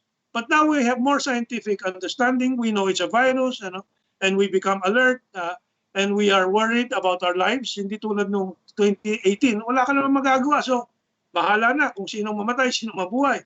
But now we're concerned. So, nag-change ng values natin. But the point is, marami pang hinaharap na peligro ang sangkatauhan. And if you understand these perils, these threats, you will understand why the whole world should get together. For example, isang nakaraang linggo lang ata, or past few days, may asteroid na dumaan sa gilid ng Earth, mga 3 million miles away. Yung 3 million miles, parang ang layo nun, pero in astronomical terms, yan ay napakalapit na pwedeng manhis at tamaan. Now, kung kayo ay familiar sa mga tama ng asteroid sa mundo natin, yun po ang isang theory sa pag-wipe out ng dinosaurs. Kaado? Kasi pag dito, nag-cover ang mundo ng ashes at the lupa, ang dust and so on, lumamig ang Earth. Nagkaroon ng ice age. Yung actual na makikita pa today. Pero yung may mga natira eh. Sa Mentong may mga natirang dinosaurs. Si Duque, si Belio, at si Lito Banayo. But an example of tama ng asteroid ay yung Tunguska meteor. Yung meteor na tumama sa Russia, sa Siberia. Na libong kilometro, square kilometers ang na-flatten at nasunog ng mga puno. That was early 1900s. So we should be pooling the world's resources to prepare for destroying asteroids that may hit the Earth. Tapos yung mga tsunami, halimbawa, noong 2004 ba yun? Yung Indian Ocean tsunami, na 250,000 people namatay sa Thailand, sa Sri Lanka, sa Indonesia lalo-lalo na. Earthquake na, ang tsunami kumalat sa buong Asia. At daang libong napatay. Mabuti after that, nagkaroon ng a network of tsunami warning or tsunami alert systems. So ganyan po tayo dapat ngayon. But China has been telling the world and telling America, let's work together on all these challenges. Pero America, dahil sa sistema nila, dahil sa politika nila, hindi pwedeng mag-cooperate sa rest of the world. Kaya ang kanilang slogan ay America First. Hindi nila sinasabi yung dagdag and only. So, Kaado, that's the issue that you propose, yung 10 questions. And let me see if there are reactions that we can read. Can you put it on the screen again, some of these? So, may nakita akong maganda kanina na comment about the prostitution. Sino ba yun? Na prostitution ay problema. What about yung prostitution nung nandito yung mga American bases? Nagrereklamo ba itong mga to? Makikita natin. Ito ba si Alex Arellano? Prostitution dahil sa POGO? Question mark. Paano naman ang ginawang prostitution ng base militar sa Angeles at Subic? Di ba? These are so simple questions, no? Na itong mga anti-China, hindi naman naiisip na tanungin. Well, mabuti may mga tulad ni Alex na naalala po yung mga yan, no? At nabubulgar yung contradiction nitong mga posisyon ng mga anti-China, anti-POGO politicians. No? And si Wendell Castillo sabi niya, pag-read po Mentong. Very unfair po ang mainstream media regarding China. Kayo lang po ni Kaado palaging nag-defend. The truth lang po, Wendell, no? Kung anong totoo. From Oscar Valle, ang POGO ay panahon pa po ni Pinoy. Ayan po yung milking cow para sa Liberal Party funding. Panahon ni Kiko, walang pumasok sa pamahalaan na pondo. Alam na malaki ang tulong pinansyal sa bansa ang POGO, kaya iisa ang mantra ng Liberal Party na isara. From Kabansang Rodora, Taado, POGOs here are not sponsored by China. Gambling is illegal in mainland China. That's why the Chinese gamblers still go to Macau. According to PAGCOR, there are no Chinese-operated POGOs. No? The POGOs here are operated perhaps by Filipino Chinese, of course in collaboration with mainland Chinese. The POGOs here are, the Chinese in the POGOs are mere workers because of the Chinese language, same language catering to Chinese who are gambling online. Panahon pa ni Pinoy ang purpose, but only 59. We're learning slowly also as we go along. Na ang ideal thing talaga sa mga POGO ay POGO hubs. Yeah. Una kasi marami masyadong mga foreigners involved and we cannot run the business naman kung wala sila because of the language problem. But as we're seeing now, one-fourth to one-third are becoming Filipinos already kasi yung language education nga is already catching up. And eventually, pag merong marunong mag-Mandarin dyan, hindi nakukuha yan ng Chinese. Siguro, Intindihin nyo naman yun. It's a very basic, commonsensical solution. For the meantime, nagbabayad naman ng buwis yung mga yan. Tatanggi ba tayo sa buwis? Ang laki nga. Sabi ko nga kanina, wala pa lang billion ang kinita ni B.S. Aquino dyan. Ngayon, nasa 7 billion. Napakalayo na. Tayo ba'y tatanggi sa grasya? Ang mga tumatanggi lang sa grasya, yung mga mayayaman na. Meron tayong, I think about 25% of our population are still below poverty line. Ano lang gagawin natin sa kanila? Nobody should be left behind. No? At saka Duterte is very good at fundraising, crowdfunding, tax collection. Kaya nga na-promote si Carl Kendrick Chua, di ba? Batang-bata na ngayon ay head ng NEDA. Dahil yung isang fossil nag-resign, si Ernesto Pernia. Irrelevant na kasi. Kasi wala namang naiko-contribute. Ang arte-arte pa. Hindi raw siya. Meron daw tumututol sa mga... Siyempre may tututol. Because collegial body naman yan. Meron namang free speech dyan sa cabinet. Hindi nyo alam dyan. Yung mga utak ninyo pinipik ni Duterte. Kaya si Duterte wise magdesisyon. Because he is a very consultative person. Nakikinig siya. Pinagdi-discuss muna niya ang cabinet before making a policy. Kaya kita ninyo, tagos sa taong bayan. Ang mga pulisiyang ginagawa ng presidente. Yung nga lang may pailan-ilan na medyo naiiwan. Okay. Mabuti itong informasyon galing kay Rodora. Panahon ni Pinoy, POGOs only raised 58 million. Yun lang ang nakolekt po. Until now, it's 7 billion a year. And ang projected kayang makapagkolekta ng 50 billion. So hindi na kailangan ni Duque yung 3% additional premium sa OFWs natin para sa COVID-19. Yung POGO lang. And you can even amortize yung future earnings ng POGO para dito sa COVID-19. So this is just a project. Yung 3% na yan, barya lang yan. Sabi naman ni Xi Jinping yung kuya natin, yung kuya China natin. Sabi, baka meron kayo kailangan dyan. I am just a phone call away.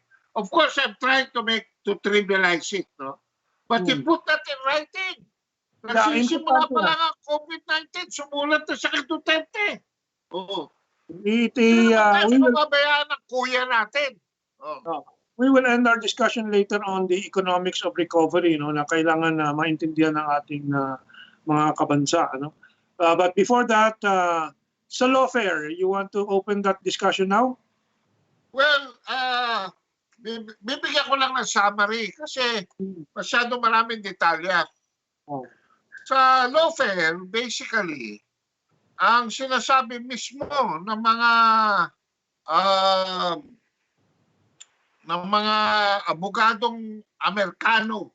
Amerikano ito Ang sinasabi, ito lang.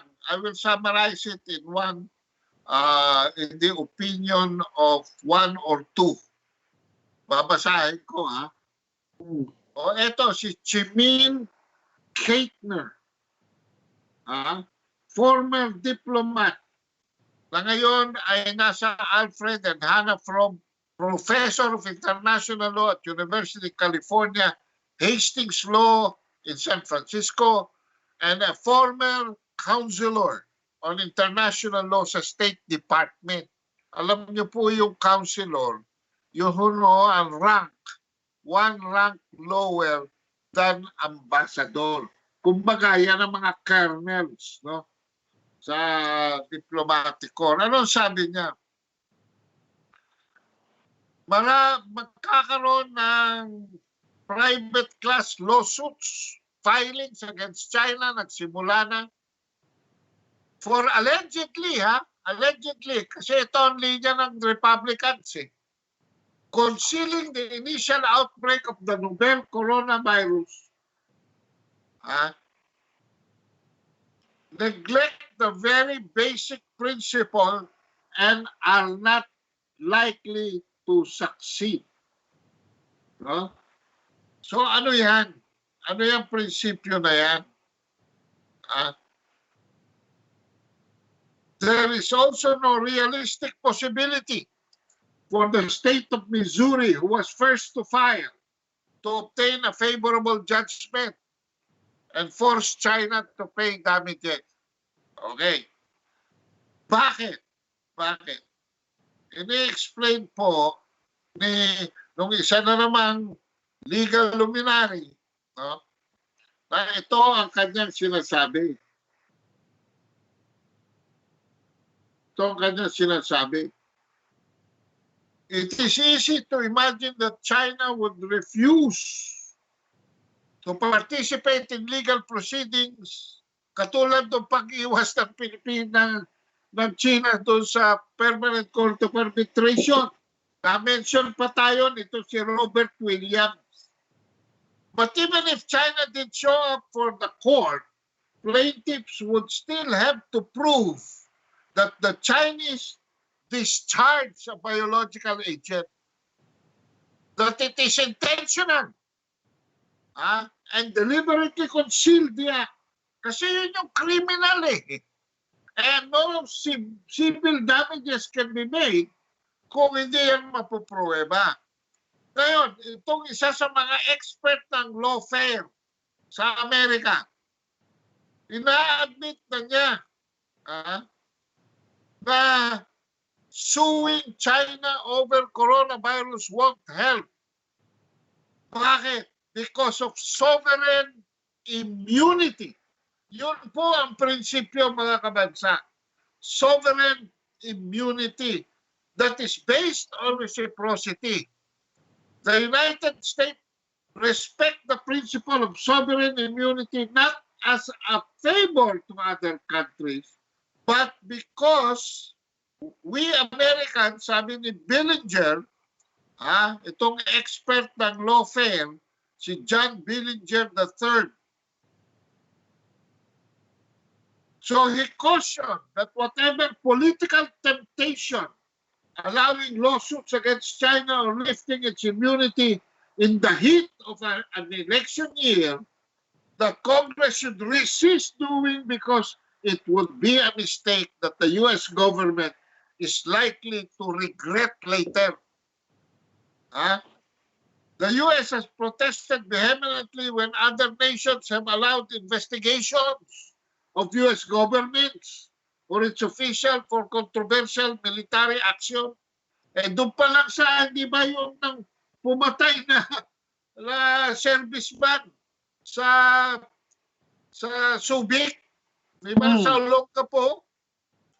Yeah. Nakakagat na issue na ginawa ng Amerika because the America does not want its citizens to be investigated abroad or tried abroad despite of whatever treaty that is existing. So, ano mangyayari dyan?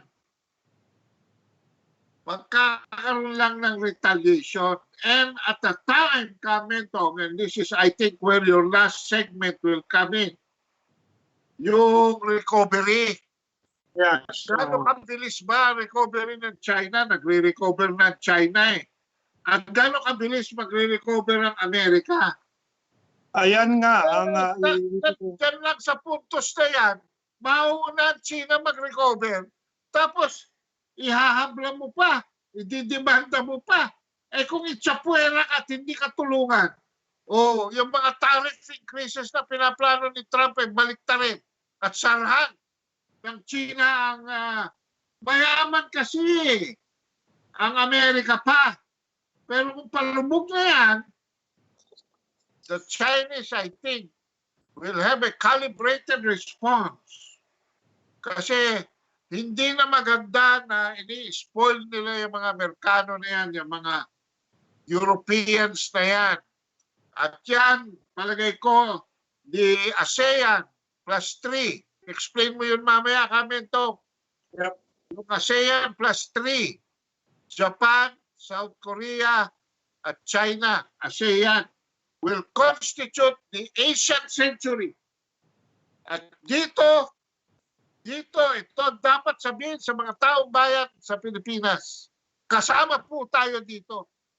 At pag tayo best friend ng China, pag tayo best friend ng Japan, at pag tayo best friend ng South Korea, eh bakit tayo sasama doon sa mga talunan when it is the Asian century?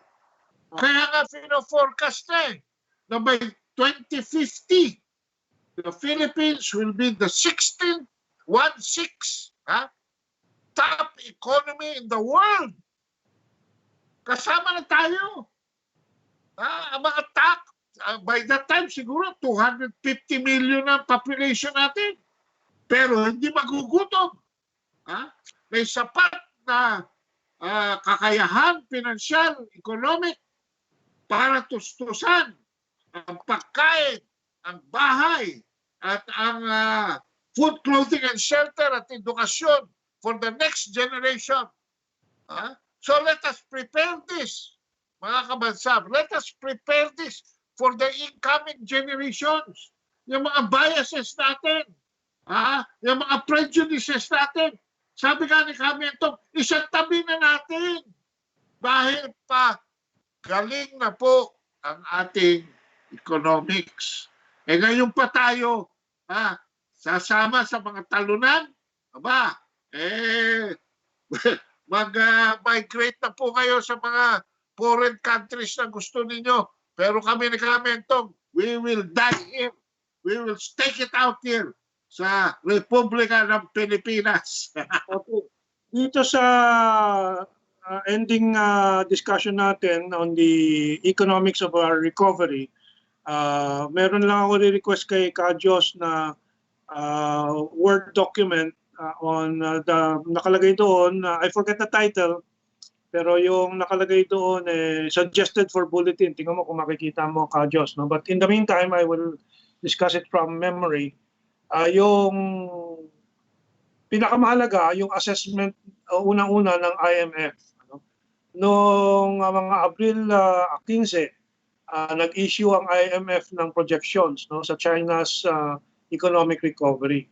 At of course, the first quarter, Enero hanggang Marso o kalagitnaan ng Marso, the Chinese economy was reduced by 6.2%.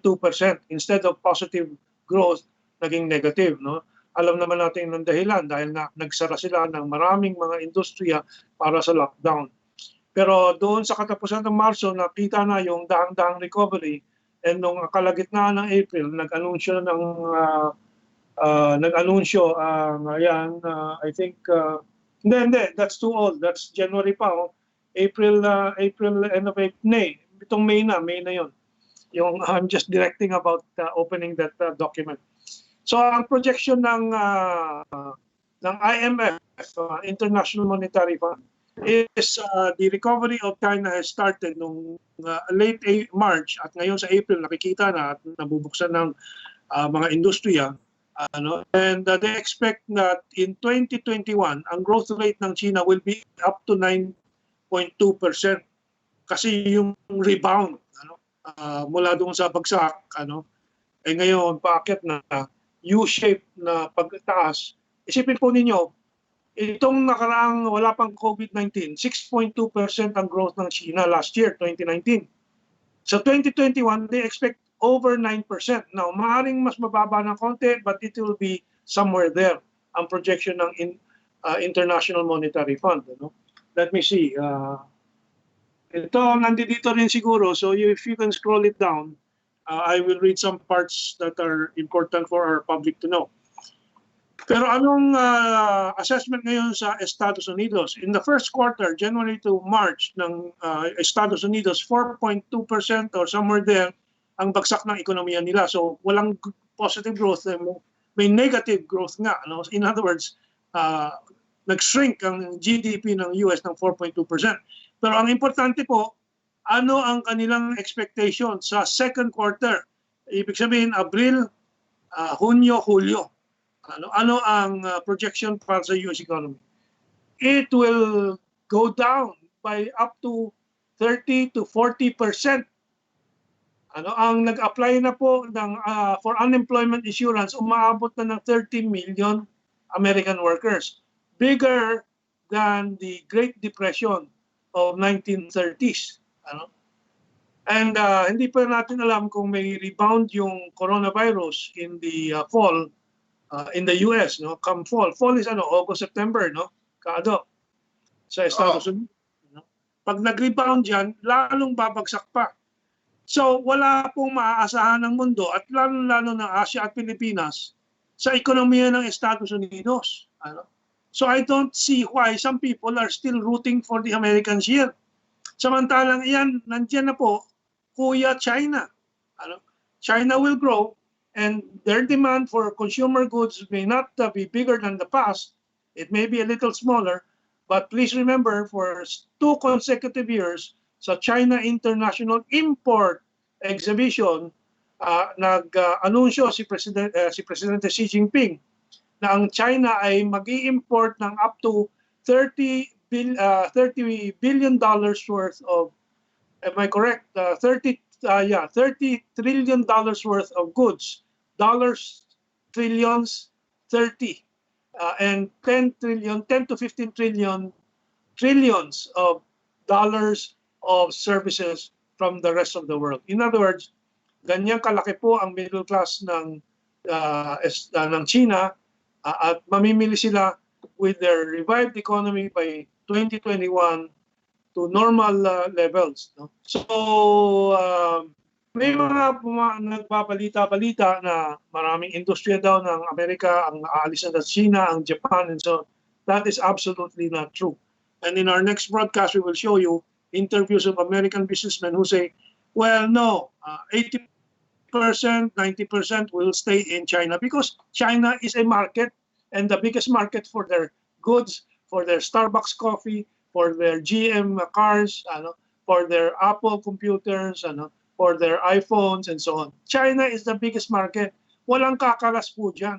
Magsasalita si Trump ng ganito, ganoon, o si Pompeo, pero iba ang gagawin ng American businessman. Now, ang China, ito po ang pangako na binigkas ni Premier Li Keqiang noong nag-video link ang mga ASEAN plus 3, APT. That means ASEAN plus China, Japan, and South Korea. So nag-meeting po yan by teleconferencing. At ito po ang plano ng China para sa regional recovery. But unang-una, regional COVID-19 fight. China will provide another 100 million face masks and 10 million protective suits and other urgently needed medical supply to ASEAN as grant. Wala pong bayad yan. Inihahanda ng China na yan. China will support ASEAN in setting up a COVID-19 ASEAN Response Fund. Yung para magamit natin para sugpuin itong epidemya na to, sa region na to. Of course, pandemic ang tawag kung buong mundo, pero sa isang bansa, epidemic. China will also support the establishment of an APT reserve of essential medical supplies. So, magbubuo po with Japan and South Korea ang China mamumuno sa paghanda ng essential medical supplies na stock para kung may emergency. Kasi kung mag-rebound yan and so on, ganyan na naman. Hagilapan na naman ng mask, protective equipment, ventilators, and so on. And then Premier Li suggested the following measures na gagawin dapat. APT country, again, ASEAN plus 3 countries, need to further ease tariff. Ibaba ang mga tariff para mas malaya ang trading natin. Eliminate barriers, boost the flow of trade investment, mas maraming mga, and tourism of course, maraming sinisiraan ang Chinese tourists dito. They are enemies of our nation. Itong mga Pilipino na kung hindi mangmang, masama ang intensyon. Anyway, to keep markets open to each other. So, ibig sabihin, ang China rin magbubukas ng merkado niya para sa mga i-export natin. Because that's how economic recovery will happen.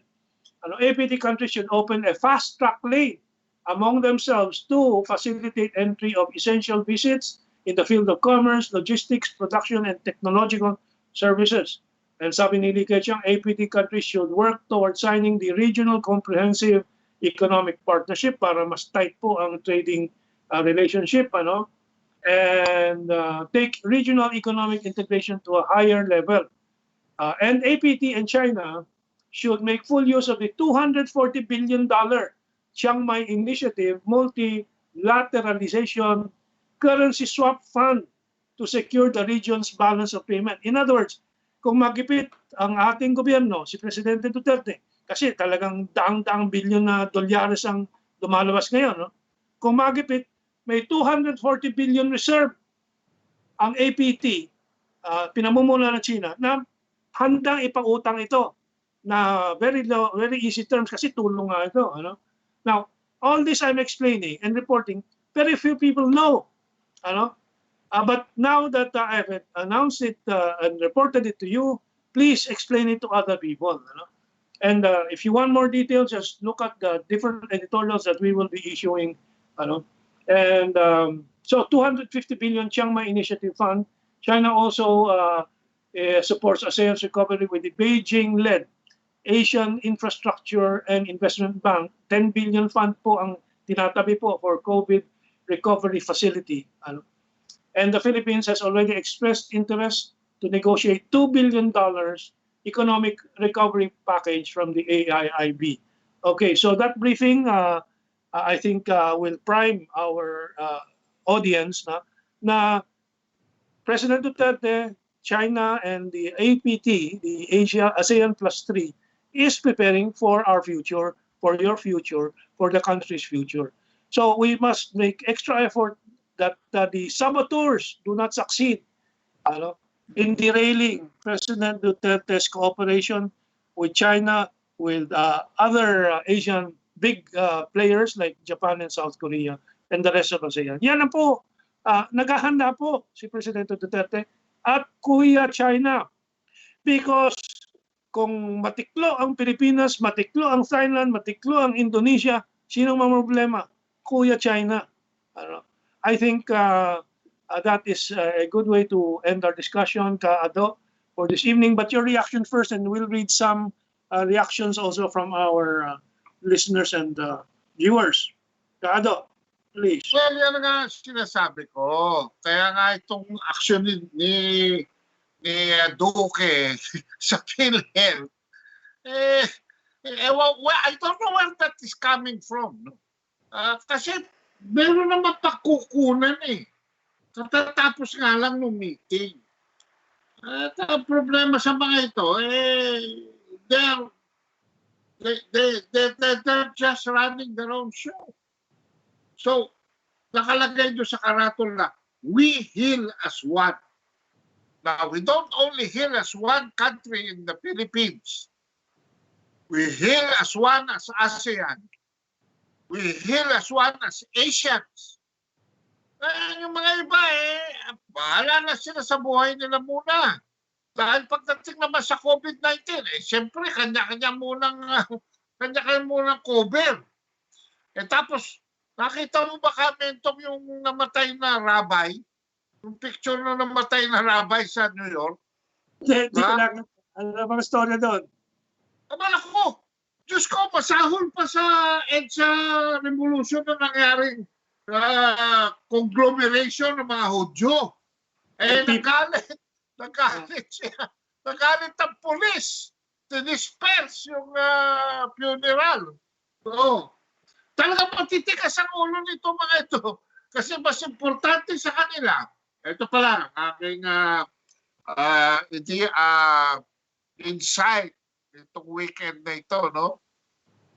Lagi natin nakakalimutan, mga kabansa, dahil masyado tayong Americanized, na yung life, liberty at pursuit of happiness ng Amerika ay para tayong mga unggoy na ginagaya natin yan.